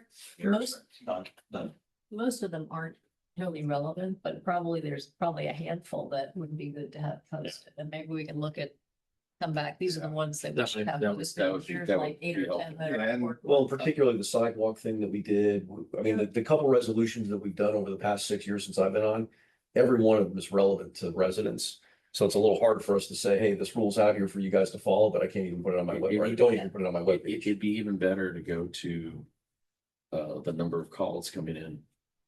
in the last couple of years, and what are people really asking about? Well, I think that some of what motivated was the memorial thing. Yeah. So then we did get that, and that's posted on our website now, so if you do want to But yeah, make a donation. let's look at a few years and see what we have. I mean, how many requests have come the last 2 years? I think we've had 2, 3 public records Yeah. requests, very few. Well, how about- let me pull what I see of the ones that are relevant to issues we come up with and talk with Carrie, and we'll come back with a list saying, okay, these 5 we Yeah. probably should have, there's 10, and then we can. Just as a general service thing, I'd like to be able to tell somebody, yeah, there's a rule out here, here's a page to go read the rule. Just go to this link there. Yeah. Yeah, I get it. And maybe at the point where that contract comes back for renewal or for RFP, to see who, anybody out there would be able to provide unlimited storage of documents. It isn't the storage, it's the ADA conversion takes time and money. But we can, I mean, I don't know anybody that posts a whole lot of extra stuff just Because because of the they- cost and because nobody asks for it. But we can. Let's see what we need to post, because posting, 100 resolutions is meaningless to 99.9% of public. Yeah. But putting the ones, the applications for things, that makes sense. If the county does it and the county does it well, can we ask them for a good term and say, hey, we'll pay you $1,000 a year to have your web guy do it because he does it so well for the county? Well, I'm sure they're hosting it. I'm sure they have their own servers, data centers. They're not paying for any of that. Big deal. Yeah. Slightly bigger economies of scale. Anything else? Are we, I saw your note on the thing for Dory. Is that Yes. good to go ahead and communicate that to her for the For April meeting? next month. For Yeah, the April meeting? yeah. Okay. I was holding out and holding out, and I No, filled that's out right. the agenda, and then I It got it just wasn't happening. Wednesday morning. And I'm Good. like, it's just too late. Okay, so I will tell her just because I know she wanted to invite Yes. folks. I know other folks want to invite folks, so, okay. And if we could just put that at the front of the agenda. for the Sure. meeting? Yes. Yeah, I'll do that first. Okay. Business items. Discussion of boat rental proposal for Lake Riley. Who wants to take that one? Let's say one thing in view of what we received from you. I'm not in favor of going forward with this at all. I think it's a very expensive thing for very little gain. It puts us in creates a great liability for us. Yeah, just quick summary of the statute. We'd have to hold a public meeting where folks could come and give public comment and make sure we invite any stakeholders. So if it's downtown, probably invite Canoa, whatever. After that, we have to have a second duly noticed public hearing. So we have to advertise that one. And that one, we have to have a report where the board makes a determination that it's in the public interest. And there's a list of things you have to actually do. And you have to respond to every one of the public comments in that report. And then if you want to go forward, you have to, and not do bids or anything else, you have to publish in the administrative record showing your public interest determination, the factors that you considered and your findings on each factor.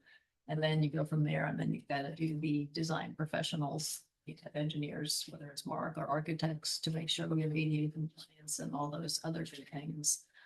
And then there's another list of qualifying information that we need to provide. So that's kind of what we have to go through and the expense and time to do that. And then if we do decide to go through, then we have the issue of the insurance company, which I think you've all seen that list where they were, to put it nicely, they were not at all happy about the idea, and they gave a list of things they would require to see: business plans, insurance entity issues. They also would probably come and renew and do an inspection of the entire CDD for everything, as well as, they would come and look at that, but then they go look at Island Village, the bridge, and all the other things, which they have not done in a number of years. So there's kind of exposure that all the insurance. So we would have to actually get to that point to know what it would cost and all that stuff, right? Mhm. But we open ourselves up whether we decide to do it or not. Once they come and do the inspections, right? Because once we Yeah, say, they may say, okay, we're not gonna add the $20,000 for that, but we also surveyed all your improvements. and now our rates go up, Yeah. whether we decide to do it or not. Yes. Unfortunately, yeah. Well, it's always unfortunately, possible, yeah. but that's, I mean, Is they there could, anything else that they came up with? No, Just Well, we had something that Safest thing that $10,500 assessment of the facilities plus all the other issues they raised. my understanding is that he would pay that or he would reimburse the district for that. What about all the steps we have to go legally Correct. to get there? That too? Yeah, I don't see where his business proposition will make any money. yeah. well, So he has all this information. I sent it out to him. I told him it was on the agenda for tonight. I didn't get a response. well, Leslie's still And interested. then the insurance company wants somebody with experience in running a voting operation. Yeah. Which we don't have. Yeah, I'll tell you, the biggest thing to me is, I called him because we exchanged a bunch of emails. And he goes, I don't care how much insurance this guy has. You own the pond, you own the dock, you're liable. Kid's dragging his hand in the water, gets sued by a alligator, you're the one that's getting sued, not the guy with the boats.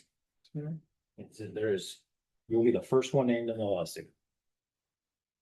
Unfortunately, insurance is really determining business these days. I mean, I'm running into it on all kinds of things that, The thing, the marginal liability there, we already have that exposure on our boardwalks and our ponds. That we have people sitting on the dock right now, kicking their feet in the water and fishing in it. So the marginal increase there, I feel is negligible. Because there's miles of sidewalks and boardwalks where that risk is also present. So just highlighting this particular one, I think is a slight risk however. that already exists. Yeah, the insurance company pointed out that it would be considered, that an attractive, that it would attract people to come, that you wouldn't normally have that many people sitting on the dock. You wouldn't have kids at night looking at the boats and all, that they're only there because you allow this fishing. This And boating a devil's advocate, they say the same thing about the fact we put rocking chairs down on the patio. operation. And we had a claim on a rocking chair, so. But it's something that the public enjoys and we decided to maintain that. So That's the business decision. well, well, historically, the public hasn't enjoyed it. Because a couple times it happened, it wasn't successful because people didn't enjoy it. Right. Who's it gonna attract? It's not gonna attract the residents. I'm not up to. We're going through budget season and kind of watching and trying to be conservative in what we're spending, what we're not. And then we're opening up the whole insurance inspection for the entire town for this one particular operation. I don't see it. I wouldn't vote for it. I don't understand that comment. They can come in anytime You and don't have to understand it. That's what it's, I believe that.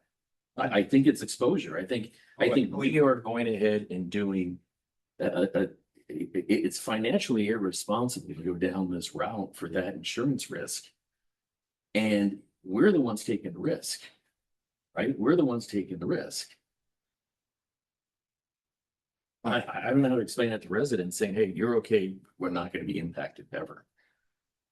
I mean, well, there's a risk in everything we do, number one. Number two is that there are amenities in this town, both current and present, that were enjoyed by residents. I don't think we can make a comment on who may or may not use this. I But think we should, sure. because it's this versus reward. There's very little money that's gonna be gained out of this. I mean, he's got a 50 yard stretch that he's gonna narrow down to 10 yards wide. And you're gonna go out there for 5 minutes and you're gonna pay with $10 to do that? Well, the whole purpose, what we had before was No. what we were supposed to do is identify what the cost was gonna be, the CDD. Right, but we could coming up with a lot of costs. Oh, okay, we have a couldn't and a lot of costs. Well, what's the number? Well, let's talk about the insurance costs. What do you think that might go to? The question. but we And won't gotta- have that until we go through this entire process. That's what was stated. We have to go through this entire process. We have to have a public hearing, put together a report, get Is the public. public hearing based on the idea that we wouldn't compete this? We don't do public hearings when we put out other contracts. Yeah, I think Because that was it's that a, option. Because it's a public-private. We're allowing a private person to use public facilities. I don't understand that, but my understanding and my desire was always this would be a competitive thing that I would assume that would just be rolled into the. If we do a bid, it's gonna have to be some public notice. I don't think we have to publish in the administrative register. There's a couple different approvals. I never envisioned this being a directed contract that we would always just one guy's opinion, it would always be a competitive thing. Now, we may only get one bid back. But I was always looking at doing this. Yeah, but it seems like that was really onerous for us to do, put this at the public bid. We had to compile an actual RFP and, Wow. and that would take a lot of time and effort. Sure. Well, I mean, I'm gonna say, we said 5 months ago that we were expecting to see an RFP draft, and that's been 4 months since we've seen it. And I realize other things have happened, but if that's the predicate thing, we need to see the RFP draft in order to make that happen. And that still hasn't happened. So I'm just confused as to where, I mean, it's like every time we turn the rock over, I'm getting 3 different answers as to what's what. I've heard the insurance company will insure it. I've heard they will insure it, but it's gonna be a lot of money. I've heard we don't know what the money is. I don't know where to go with this. We don't know. I mean, the cost is gonna be, you have to have 2 meetings, you have to prepare a report. Mark's gotta go out there, or an engineer, and figure out what has to be done to the dock for ADA compliance and for engineering, and if we need any electric or whatever else to power the boats anywhere. I mean, the ADA compliance, is that not, let me pick these apart one at a time. We've already got a dock with public access. If we do nothing with the boats, do we not have the same problem of ADA compliance because it's We an open dock? probably do, but you're not inviting the public to get there. So yes, you can put it on the budget for, if we do an ADA compliance audit, have Mark go around and see what else we need to do. Yeah, that's Harlan and Brown's is focusing mostly on ADA. Yeah. And I'm just saying, I mean, if it's an ADA compliance for doing this, it's an ADA compliance for not doing it. No, the way that's not how it works. They go ahead, once you start a step, now you're right, it might exist, but no one's gonna be held to that. Once you start this, now we're held to that. Yeah, and both Brian, the engineer, and the insurance company said completely different. You are now entering the water in a floating device. Your risk goes marginally higher than standing on the dock fishing off of it. Tracking, but is that the ADA compliance issue, or that's just a general liability issue of? That is both. They are saying that you're gonna open yourself up to ADA compliance if you don't have some type of device to lower somebody into a boat. Like a pool. Like you have to have lifts in a public pool. Well, I'm tracking, but from a practical standpoint, pictures that, again, assuming Alex's solution was the solution we went with. Nobody with ADA compliance issues is gonna get in those boats anyway. Doesn't matter. You have to put the lifts at a pool if it's owned by a government, if there's no one handicapped living in the entire community. Even if it's a completely restrictive thing that would never have an ADA Yep. required. Yes. Okay. Yeah, like we have gated pools that are passive, and we have to put the $10,000. That's why, that's that pro, we have spent tens of thousands of dollars for those. Yeah, unfortunately, it's. I think it's been not used always just a few practical. times. So if you want to say, what is it? It's probably 10 to 20,000 in engineer legal fees, putting together all the stuff to, if we get all the information from the guy that meets all the requirements. So So, assuming, and then- could he post if he really wants to go after it, after all the back and forth, could he post a bond and say, hey, I'll pay for it either way if it gets down to the wire? If he wants to go after it. Sure. It's gonna. But we don't know what, we just don't know what the cost would be on the insurance. We probably wouldn't know until that's ready. No, I Yeah, totally yeah. understand. I mean, the insurance answer, I don't know how to say this nicely, so I won't say it nicely at all. I don't like having the insurance company holding a gun to our head saying, well, we don't really like that idea, so don't do that, otherwise we're gonna come audit your whole site. Well, you can come audit my whole site anytime you want to. And if my insurance is going up, my insurance is going up. It is what it is. But the fact that we're trying to do something that is a business decision, not an insurance decision, and all of a sudden, well, don't invite them in here because our stuff's gonna get jacked up. To me, that doesn't sit well with me. I'm sorry. No, it's not what you want to make your business decisions based on, but it's also if you're gonna have something that's gonna pay a couple $1,000s a month and it may work or may not, and you get a $300,000 or $400,000 insurance increase, it's hard to explain that. And they're simply looking for at a risk. They're like, this is way That's too what much. insurance companies do. I got it. Yeah. But the question is, how sustainable is this boat operation? Do you think it's gonna go a year, 2 years, 10 years? What if it goes 3 months and he cancels? We're stuck with the cost, lots of costs. Well, not if we front load the cost in his contract. That's why he quit. It's really tough to do.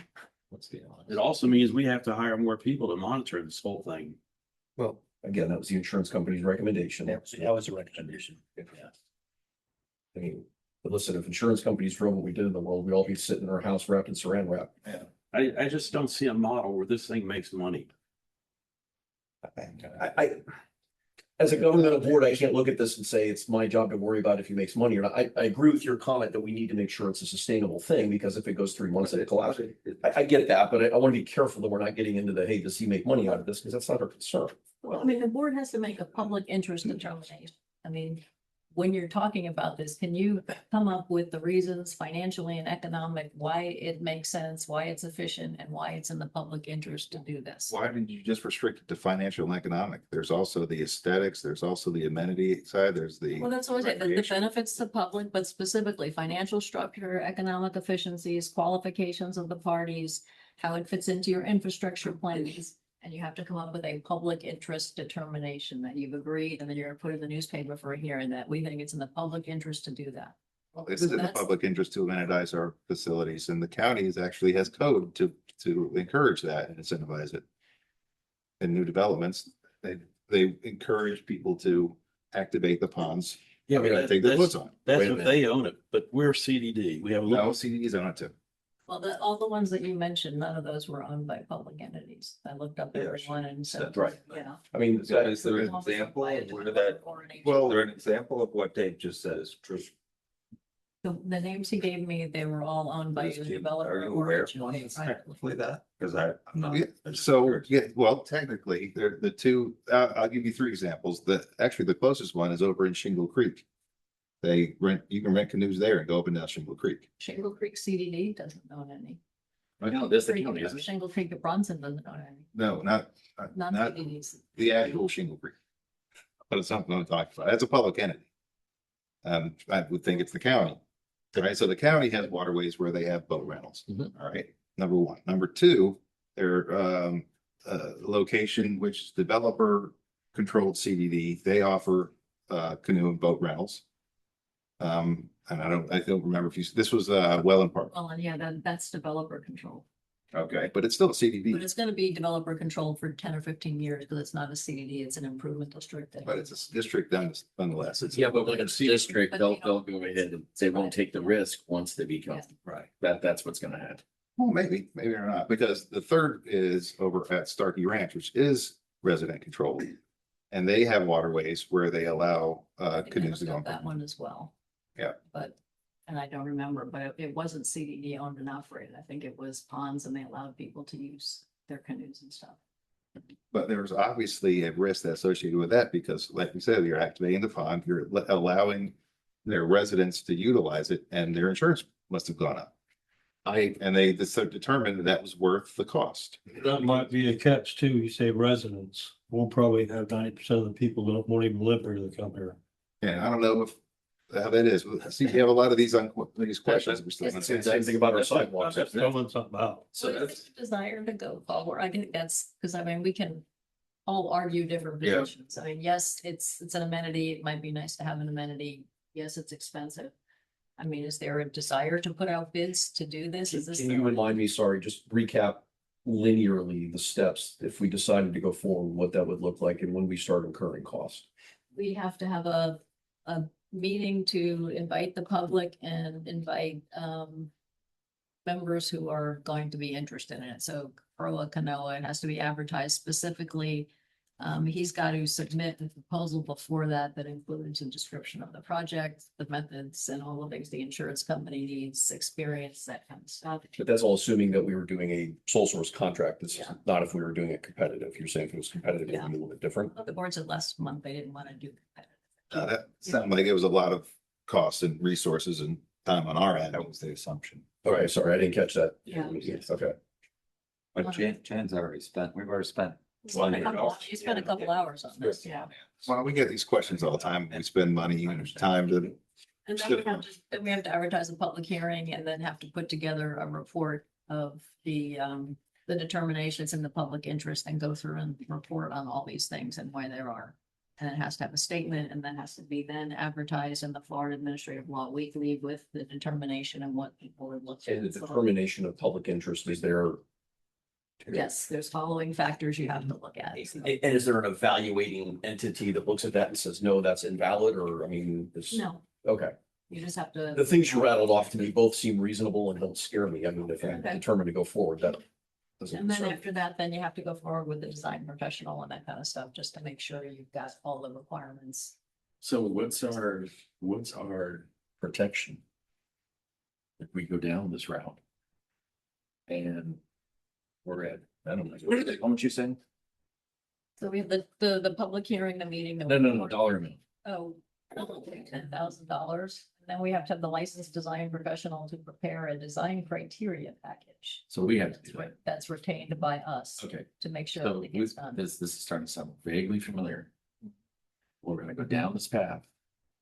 We're at 15, 20,000, 16,000, whatever. And then this guy pulls out.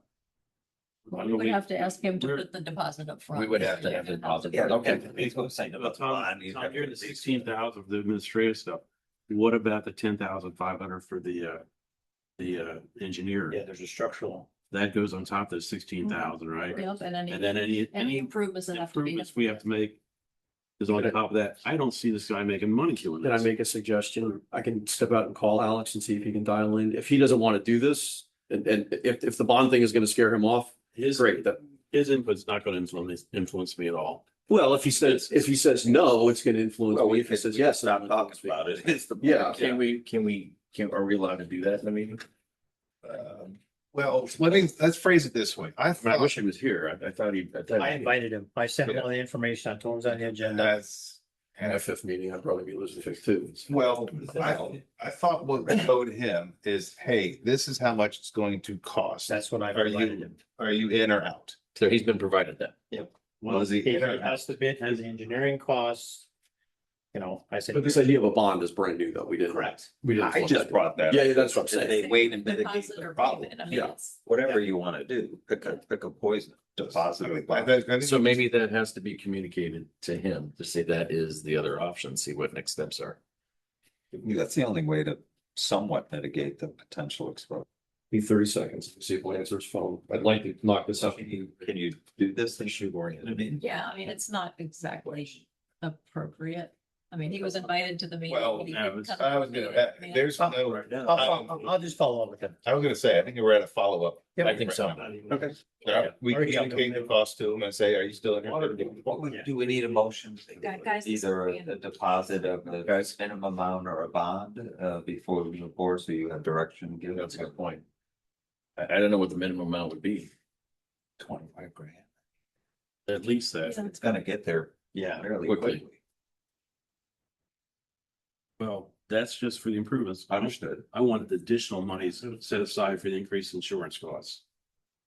But if we're gonna Yeah, proceed forward. That's an unknown though. It's. Yeah, that's a You're next not step. gonna go back to the end. Yeah, But we're I- gonna have to eat. We make it large enough so that when we see that cost, You can't get there until you get through. Well, we can't get there until we get there though. Yeah, so, yeah, but I don't want that exposure. Then all of a sudden he says, oh, no, I'm not gonna do it Well, now. And we're stuck. Well, we're not increasing the insurance cost until we actually move forward with it. To the point that they would come in here and say, we're gonna do an assessment, we might raise your cost. They can do that at any point anyway. You could say that, but they will, with you, you've invited them to go ahead and raise their insurance costs. Well, then maybe Absolutely. we can evaluate that. I think Maybe that's not I right think here staff for us. needs direction. So to communicate that it would be a minimum deposit of $20,000 to pay for the initial cost, has to submit all the information that's required in a formal proposal that meets the statute. please and be meets the advised that license. there are additional expected costs, including Yes. essential structural Well, and or But insurance. I just want to be clear on the record here. Let's make sure I understand what the $20,000 is expected to cover. So it's on the record as to what it is and is not catching here. Engineering. Engineering, what else? Legal fees, Legal advertising fees. fees. Advertising fees. You're a couple $1,000s in advertising meetings. So maybe it is 25. 25. And then it would be any improvements that are needed after review by Yeah. which would- ADA instruction. Yeah, you wouldn't know that until after the structural evaluation compliance audit. Would that part be something we would reasonably wrap into the cost of the contract as far as like an amortized thing that you would pay back? I'm just trying to figure out where we Yeah. recapture that cost. I would think we'd have to recap immediately. We'd have to recapture that right away. That's what I'm asking. I just want to understand. That's what I'm saying. Before I We get want to carry cost, this. what's the plan and how we If we're catch gonna it. to pay for it now, we probably. we gotta get the money. have the money to. It's like a retainer. I mean. Yeah. Okay.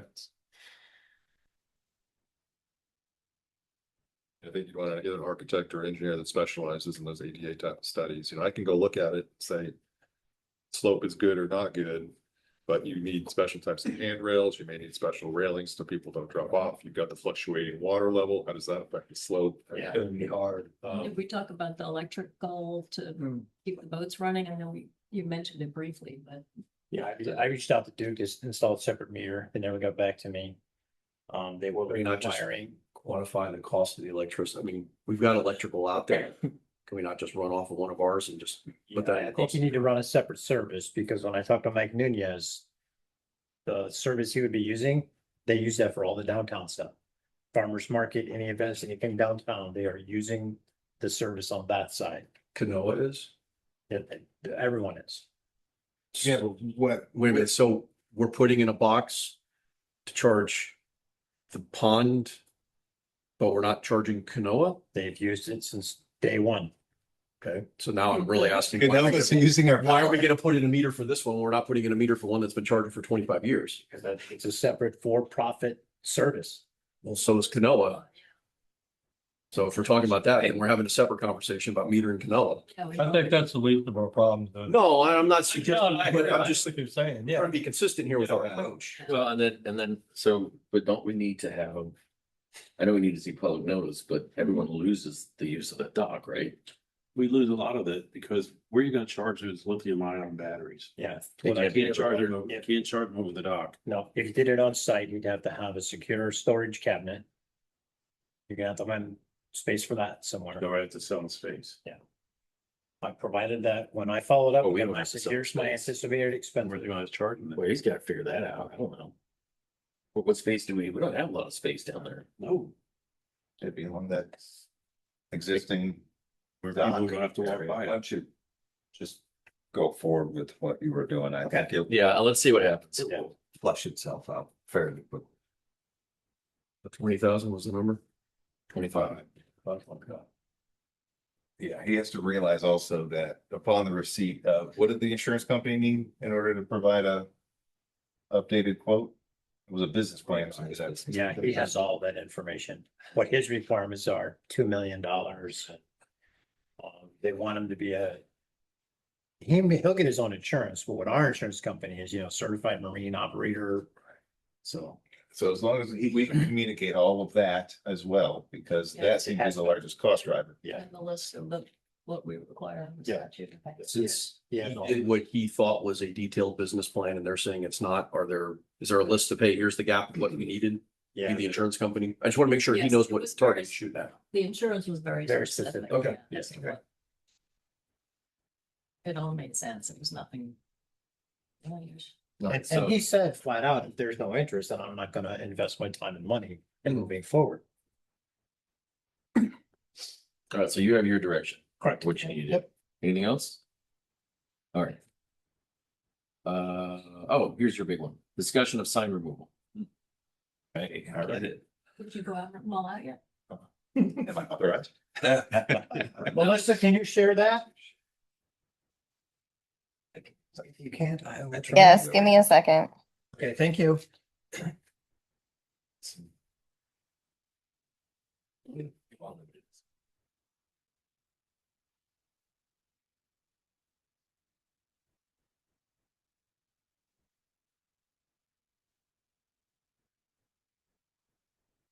And you see it? Almost. There we go. All right. Doing yes and no on each one of these. What's the point? Well, there's only so many. So see that sign right there, that's where the speed sign was. They took the speed sign down. It says traffic violator strictly enforced celebration. There's no need for that. Neither the pole or The pole sign, I meant one and the same. Yeah. Great. All those in favor? Campus right before the golf. Take it. Yeah. Yeah, that, Golf carts that way. Oh, yeah, golf parks that way. Yeah. Jasmine next? Jasmine would be your next intersection. Right. So you want the whole pole gone? The pole on the sign, yeah, it doesn't make any sense. All right. We all in agreement? Are we all in agreement? Yeah, was that the Nev, is the Nev sign later? Is that? It's coming. Okay, then. Yeah. I'll stay. So, everything you sent me is in here. Got it. so do we want to advertise we have slow children? Because that's what it says, slow children. Where is that? Is it by the? There's several, okay, just before we go any further. I didn't want 1,000 pictures of slow children signs, right? So this is a representative sample. Oh, okay, all right, good. I thought there was one. Yeah, all right. I think there's several.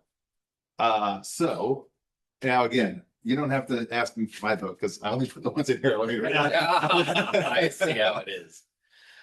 No, but these are ones we've seen. These are all the ones we've seen in Right. the board packets before. What do you guys think? How many of them are there in town? I think there's at least 2 to 3. Yeah, okay. They're really located. Yeah. They're all main I'm trying buildings. to think of where they are. So a lot of these signs were put up by the developer Sure. for main village. They weren't put up anywhere else for the most part. Yeah, I'd vote to take those down. Yeah, I would. All right, done. Probably. Okay. You would leave? You would leave it? Yep.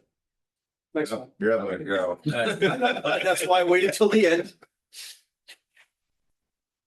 We can't take this That's out. gotta stay. We can't, it's a point there. I would take it out. You can't take it out. It's I don't want to spend more than a minute on this, but I'm still not convinced I haven't You, seen. you know, you have seen. No, I have. The agreement, it says it has to stay until the But it end. doesn't necessarily, it doesn't specifically say this sign.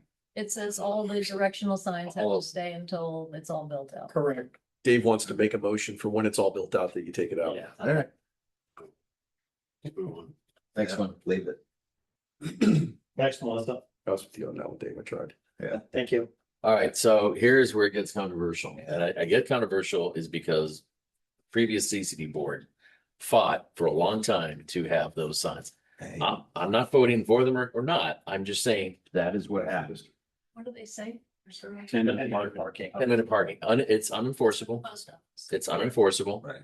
but they Pretty want much to. all these are unenforceable. So They are. Oh, no, I don't disagree, but I'm just saying. It might create more.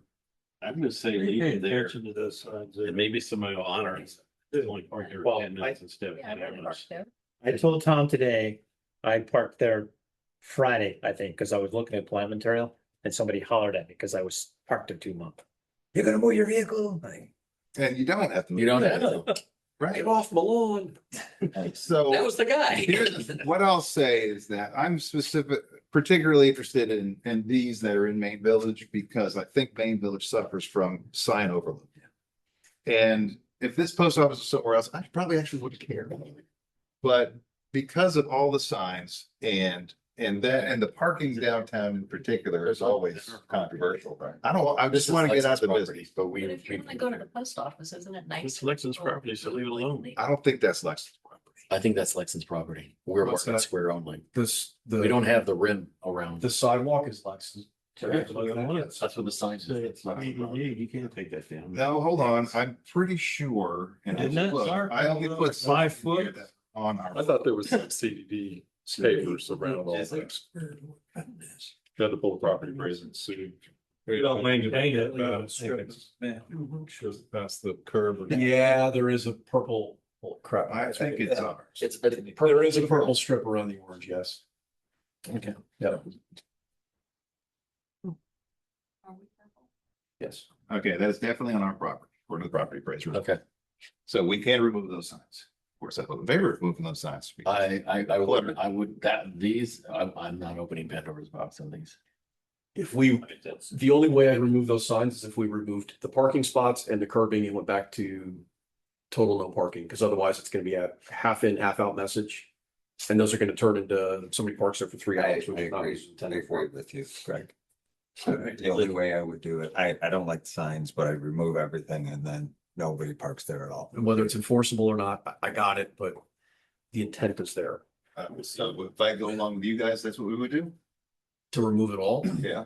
Yep. I don't know that I would support that either, but I just threw that out there. No, I Just agree. taking it I all would out. agree, take it all out. It's either take it out or don't do it. And I don't like the signs either. I wouldn't even support taking it out because downtown sucks for parking and we've got 3 or 4 parking spots there that can be used, that get used. And if we take it out, again, I'm gonna go back and say, what problem are we solving? So I took out 3 or 4 parking spots to remove 3 signs. I'd keep the Nice. parking spots. Yeah, I don't disagree, but Right, we need a formal vote then. So the, Is there a who, motion? I motion to leave it as there. it is. Okay, motion to leave them there. Is there a second? I'll second it. Any more discussion? Call for a vote. All in favor? Aye. nay, It'll be nay. Dave Nate twice, I. All right, thanks. Steph. Which way to go? We're keeping. I have a question on this one. Sure, hang on. There's 2 of these. So it's more than that. Yeah, there's more than. But some of them are on the stop sign. Some of them are not. If you go to the one on campus, this isn't campus. If you go to the one on campus at Celebration Avenue, it's physically on the stop sign. So my question is, which one can we do consistently to have it be the same? So if it can be on the stop sign, can we move this to the stop sign, get rid of this pole, or what? You see what I'm saying? That I makes do. sense. I think that makes sense. Are we allowed to have But you more than can't one put- sign on I don't the think you stop can. sign? Not supposed to. Well, then then the other one's gotta have its own, now it's gotta have its own, so. Do you want that sign, period? No, all of these I want to get rid of because Age of GPS. Let's not put it on the stop sign. let's just get rid of it. Take it out. I take out that one and the one that's on a pole. Correct. All right, so all parking, all these blue parking ones are gone. So Because they're just pointing out stuff that's already there. They're staring at their GPS. All right, I move to remove it. Yeah. Second, third, fourth. All in favor? Aye. Aye.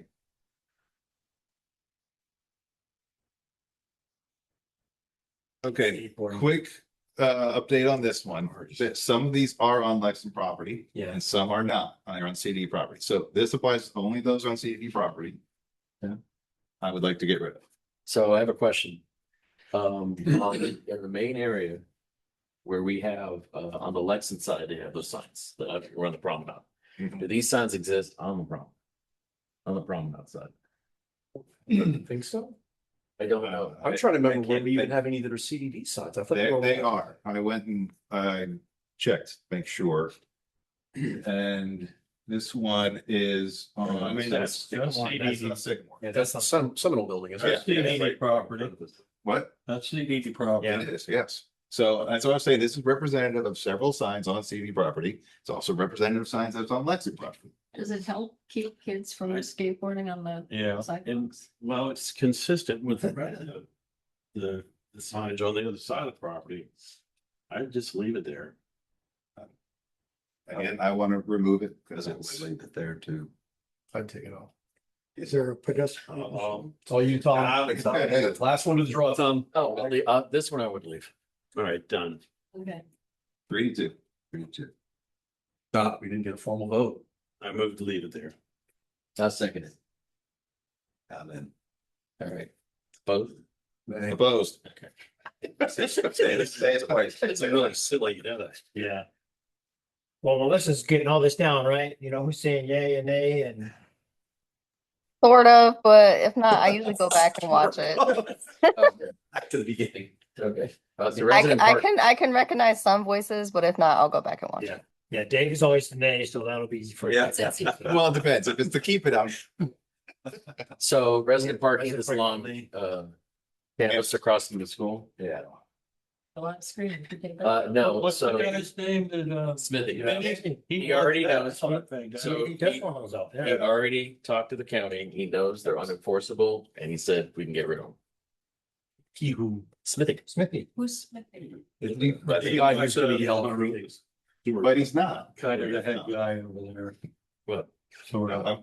That's a great. No, that's great. he said he talked when the county was out there and he asked about the signs and he goes, I don't know what put them there. They're not ours and we can't force anything out of that. That's another stupid sign. This is one of those ones that I'm trying to figure out what problem we're solving. And I realize we're trying to take down signs. There's gonna be Somebody's gonna be. there's gonna be opinions on this one. And I'm Well, trying to figure out. person that lives right there is. But they still can't park I in front of their know, house, so it doesn't matter. That and. I don't like the sign either. For those that want to go to the school and. I move to remove it. And it's silly. We can't enforce it. It's not stopping people from parking there. Agree. Teachers still park across the street. You need a second, Jack, made a motion. Agnes. Dave, second. All in favor to remove it? Aye. Opposed? Nay. Oh, golly. Yeah, I'll He's make- gonna be like this all. Sounds like a horse. It's It like- does. All right. So this is county. No. No. Let me let me finish. Come on. Touche, sir. So I've heard it 18,000 times already, so he was gonna get the same one. So when they went ahead and stopped the parking on this, I don't know if it's the school or the county, they put these up. We did not put these The up. county did that 4 years ago. There was a request from the people across the street. And I had jumped in with the county and said, I agree, because if you look at That's right at the point where it splits into two lanes. Yes. People were treating the right turn lane to go southbound on Celebration Avenue as a parking area.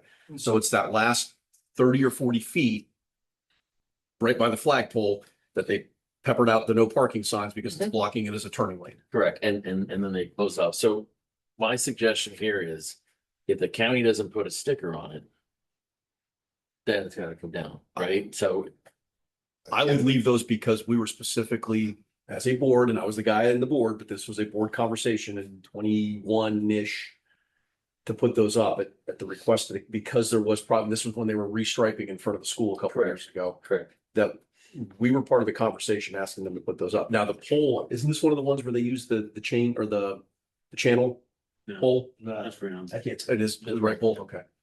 That's not Founder's Park, is it? Yeah. No, Yes. it's on across from Founder's Park. So two clarifications. One, when the county was here, I specifically asked this sign and they said it's not theirs and we can take care, we can do with it what we want. Number two, as I said before, this is a representative sample. There are other no parking signs. One of like an old blush of both places. You know. All right, so that's, and I'm sorry, I'm gonna revise what I said. The ones I was talking about were the ones that are at the corner of Founder's Park, Yeah. right before you come up to Celebration Avenue. You say this is before you even hit Mulberry? This is on Mulberry. This is Mulberry. That's on. This is Mulberry itself. All right, so like, again, not location specific, I'm just saying there's several of these in town. And I want to get rid of them. Now, if you want to get specific, location specific, I that's a think if we different get conversation. I think I would have to get specific in it. I think we took this down, I think we're gonna have a problem. I agree. Because they block off Mulberry. Correct. And they're counting on the signs to keep people from parking there agree. before school. I That's agree. not absolutely. I wouldn't take that down. So we then we need a breakdown of some of the. Okay, see what so we can do. there's further action on this. We're gonna have to inventory all the, because there's some weird no parking signs that make no sense in town. So. Kyle, that's your I town. was working. Kyle loves videos. All right, Okay, so next one. TBD on it. Next, Yeah, there's 3 of these, right? there's More than multiple that. ones. Yeah. No, but on CC. All the Nev signs. Yeah, I think at least. There's 2 and 690. There's Sycamore, got Correct. two, Oh, yeah. on Celebration Avenue, there's at least two.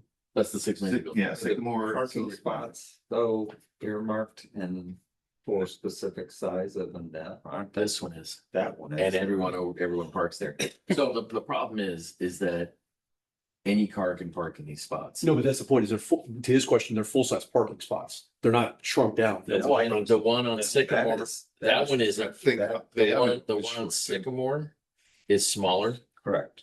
The 690, it's almost regular spaces there. So on those, I agree, but what are you gonna do with the What small? about, what about down by the eye doctor? Are there 2 in that spot? That's Lexington. And they were thinking of removing those. But they might. That's right, that's the Canoa side. Yeah, Yeah, it's right. it's right there. Yeah, like I said, I think this is also where there's some on Lexington or Canal property that's not ours, but I know there's several that are on CDD property. All right. I mean, to keep up with the times, I would support and I'll just Alright. put this out there, I would support keeping them if we change the signs to say generally electric vehicles, because this is 30-year-old thinking. No, And I'm not saying we should, I'm Jack, saying, all right, Jack made a I motion. move to remove it. I second. oh God, it's a pro. Provided that Call a vote. the markings though in front would have to be changed if they don't accommodate a regular vehicle. yeah, what are we doing with the smaller So what are you spot? gonna We'd have with to, the smaller we'd spot? have to go back to the county and go ahead and respace that spot, Okay, so right? I mean, that's what so in that case, what are you gonna do? I wouldn't worry about it because people park there anyway. People are gonna do it anyway. Lines don't mean anything, we know that. Small car. Park. Yeah. Smart car. The smart car. See, the 2690, everybody parks there. It does not interpret space. The other one could be an issue. The Sycamore one definitely is, the one right in front of it. I It's agree small. with taking them down and just the sizing of the parking areas. My issue. Right, so you got a motion and a second. Take them down. Any more discussion? Well, wait a minute, the motion is to take it down. The motion. The motion is to go ahead and take it down and look at the sizing spot. I mean, I would amend the motion to say we can contact the county and say we took it down. It's county roadway at the end of the day. It's up to them to do it. Correct. I would just put them on notice. Hey, guys, we remove this. If it's applicable for you guys to resize that parking spot because it's no longer for Nevs. Have fun. Okay, all right. So- I'm all right with that. Do you want to amend the motion? Amend the motion to add in the county notification. All right. Wait a minute, I made the motion. I'm not amending it. Jack just voted no on his own. Jack just wants it gone. Technically, you'd have to vote on Jack's motion. I want to go on too, Jack. So, all right. All those. Shoot. It'd be a second motion. Yeah, you just vote on this to get rid of, then make a motion to contact the county. All right, all in favor of Jack's motion? Aye. Nay.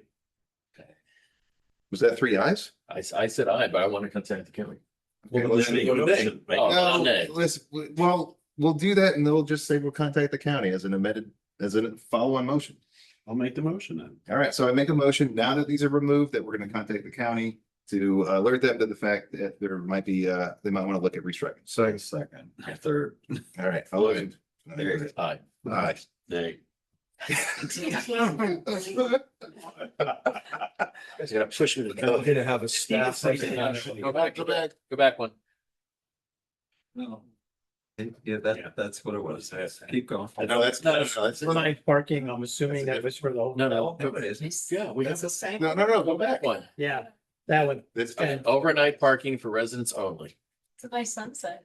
It is. yeah. Unenforceable. Those are right across from the Mexican. Starbucks, place. yeah. Is that there's 1 or 2 signs on these? There's at least 2. There's 2. They've never been enforced because you can't enforce it. Take those down. Make a motion. I move to take those down. Second. All Aye. opposed? Jack, vote against it. Come on, hurry up. Next that one. one removed. There you go. All right. He's ran into it too many times in the town. All right. All say,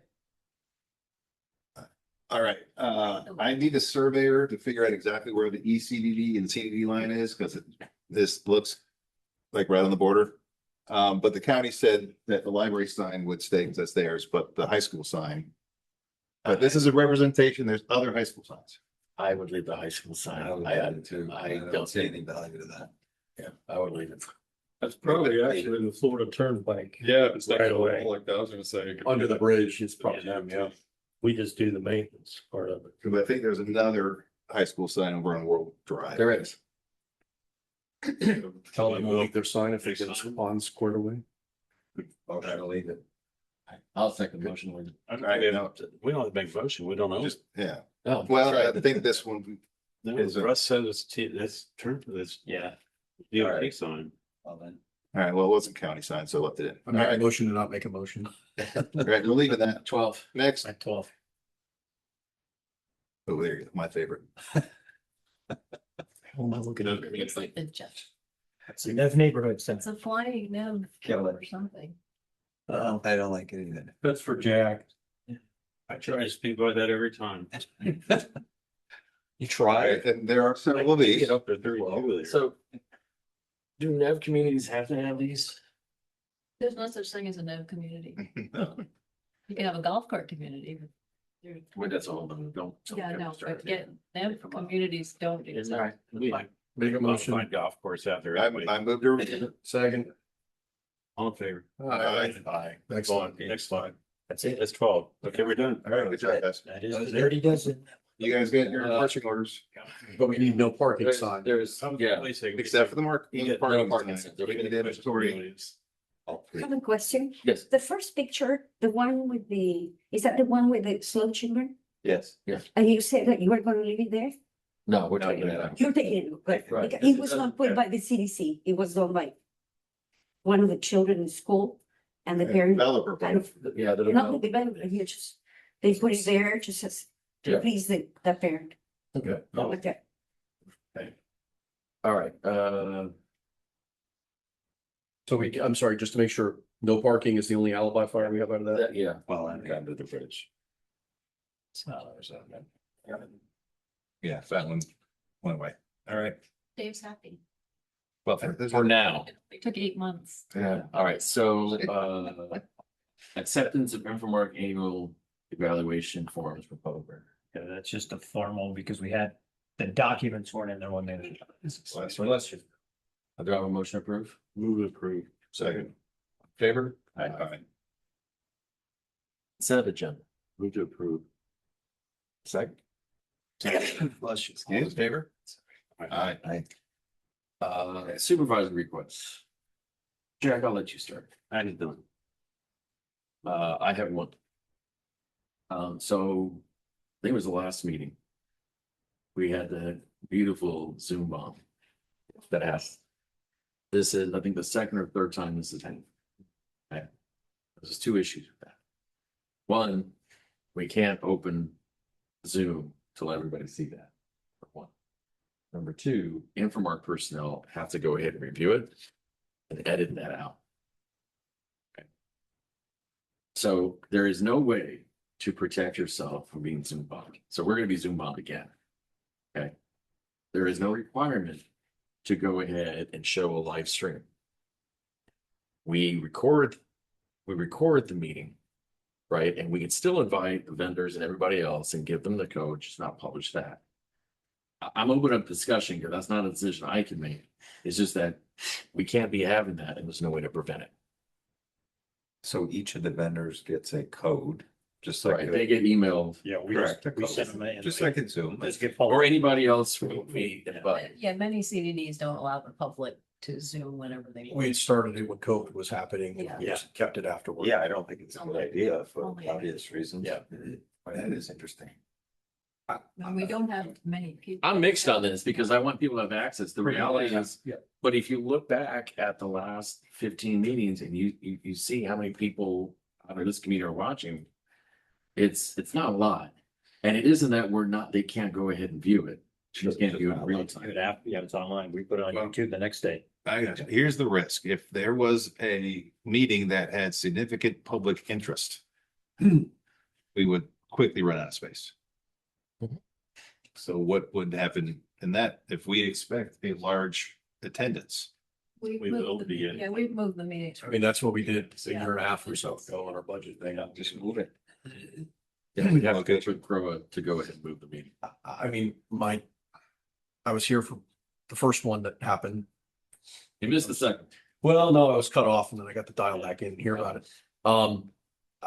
Quite honestly, for the twice it happened, I don't think that's worth the trade-off of not allowing the public, even though it's limited, I got it. I would still like to keep it.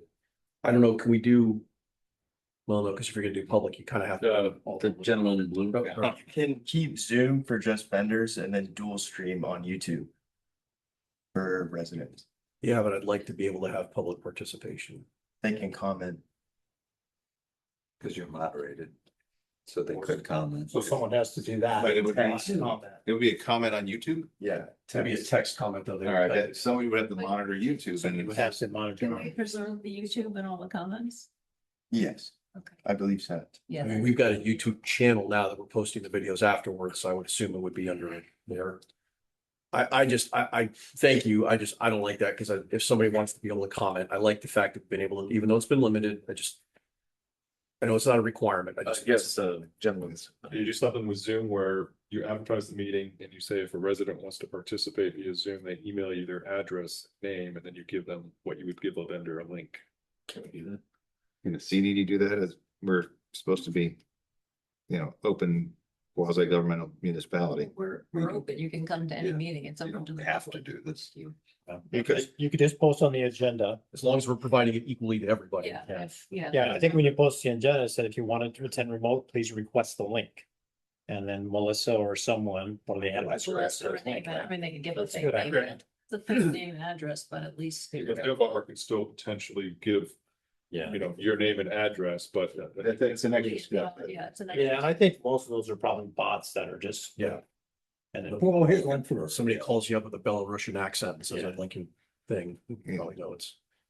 Yeah, okay, well, I'm good with that. That's why I wanted the discussions. Let's see if that- So is it emotional or whatever Mark said?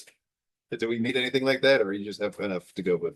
It's just operational. Yeah, I think you guys can get it. And then you would just so I understand, you would put that like at the top of the agenda or somewhere on our webpage Correct. if you want to participate. Yeah, when we post the agenda, said if you wanted to remote, please request a link and Melissa or admins here or something, so.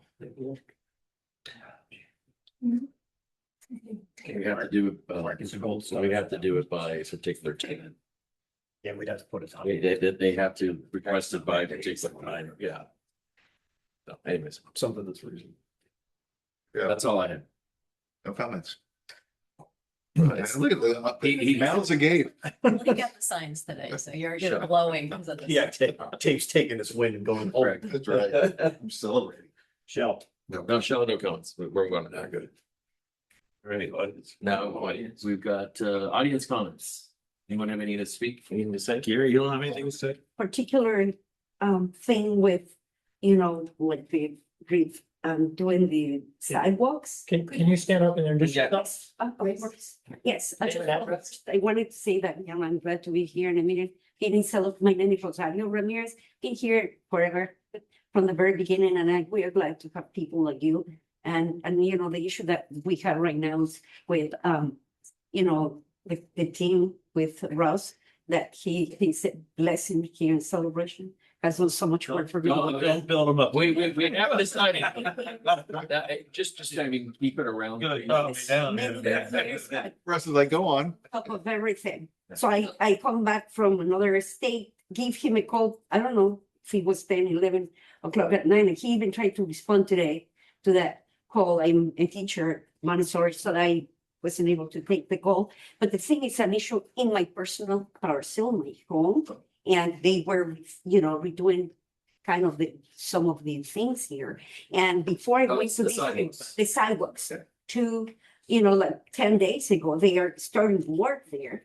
And the first thing they do, they remove the older ones. And by removing those, they hurt 4 of the edges of the ones that they were going to stay. And it was like pretty much because of, I think that the work wasn't done properly, because I see that the other ones are completely, you know, caught there. But here they dismantled some of the things were crushed and it was dented. Some of them notoriously, you know, broken, but it was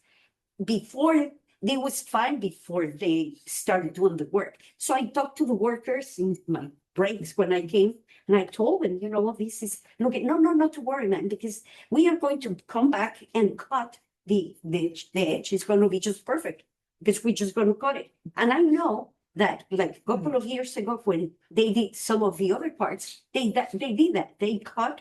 If there was something wrong, they would just cut. Probably it's not an easy thing to do, but they did, and did a perfect job. So I come back last night from this trip, and my daughter says, you know, they already framed. I said, well, you know, they have to first fix and cut. So I went out and it was there. So I made some signs, put them up there, you know, just kind of signs like this to Inframark. Yeah. You know, saying, you know, with, you know, like, you know, please make sure you cut along the damaged edge strips before you prepare frames and before you pour the new concrete things. So I just put them there, you know, kind of tie them nicely to the, you know, to the tripods or whatever you call them, you know, that's my language, but you know, these things that you are, you know, for security, you have that so people don't walk there. How do you call those? Barricades. Barricades. So I, you know, attached them real well, so they were able to see it. They wouldn't go fly if it rained, you know, just it was not going to run there. So I say, well, I hope that they don't pour the concrete, but I have given a call to Ross years ago, gave me a card, and I always keep it. And I call that number. So Any answer? no, he Oh, tried he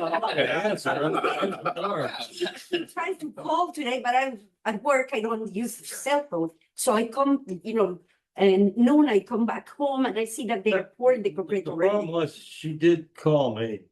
No, you voicemail.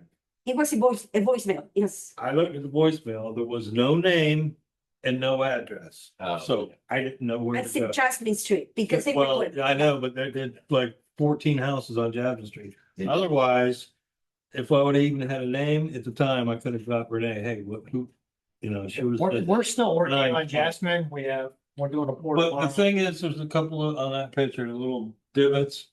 They just filled it in with cement. It's fine. There's no trip hazards. And well, but you didn't get it before the concrete. You saw it covered by the concrete. I got pictures of everything, like the ones that were there, the concrete, that's going to stay. It's all dented. Some of the things were chipped, they are gone, We'll take a look at it. We're still working there. Yes, and the thing is, I told it when they're pouring, I said, please don't. And that's the thing, you don't know who you're talking to because there's like 8 of them out there. I talked to Mark. 1 or 2 And he said he don't was even one of the really three. speak English or anything, so. Yeah, I talked to They'll go, yeah. Both to both have Russ and Carrie take a look at this. Yeah, Well, they're at me this. and Connell went down there today and we'll wait till they get it all cleaned up and all that stuff. Okay. Yeah, and we can see the pictures. The thing is that this money that you put there for the concrete, because this is the money that you put there, but we residents pay for. So we hope that you take the least amount of money to do the projects. And this project right now, can be really good, perfect. It's just like if the man in charge is smart, whoever's smart, but he had this crew, and he said, I don't know who told you and promised that we were going to cut. He said, well, we're the people who were cutting, we're the people who were taking away the roots from there. So it's part of your team, all with the blue inframark thing.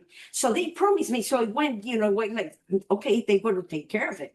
But last night was no cement. So we'll look at it and 'cause there's a discussion I had with you in North Village, so we can we retrace on that and see what we can do. Yeah. They're gonna be there for a while, so they're not going anywhere. Yes, the thing is that now it's hard to tell because now the concrete, and if you put some concrete on the older concrete, it's going to look nice for a little bit, Right. but it won't stay because No, I hear you. I hear you. So that's the one thing. And the other thing is that we had some, like French drainage and some, of these tubes that go under the sidewalk. So by doing this work, they messed up with those. So we were able that they say that they put one, they had a newer thing going there, but under the dirt. I don't know, Mark said that it was covered, but on the other side where I am, they didn't. So I just want to see exactly what is it they do. What they did, because when we were working on things, it was very costly to go with the sidewalk there, have someone to get the dirt and put this thing was difficult and expensive. Under the sidewalk? Yeah. Yeah. It's It's just, supposed to be a French drain in there. well, Everywhere. Yeah. Literally. Well, Okay. it's not the roadway under drain, is it? No. That was kind of like a gutter. Oh. Corrugated tile. yeah, and So that's something also to go ahead and look at and see what's going on. under the sidewalk, that you don't use the French drainage there because the French drainage allows for the water to go like this. But when you go under the sidewalk, it's just a regular pipe. Like Right. it's gonna allow more water, but it takes the water from the homes, from the roofs, Right. and it takes a lot of water out, to the We street. come up with a French drain, when we come across a French drain under, I'm just worried, is that not part of the degradation of the sidewalk? Because now you're getting water washing out dirt underneath the sidewalk? Is that? No, it's not. No, there's no water under the Well, sidewalk. French drain though is, No, it comes. No, it's not. It's just ADA pipe. It's It's not your traditional French drain. We call it a French drain. No. Yeah, no, it's.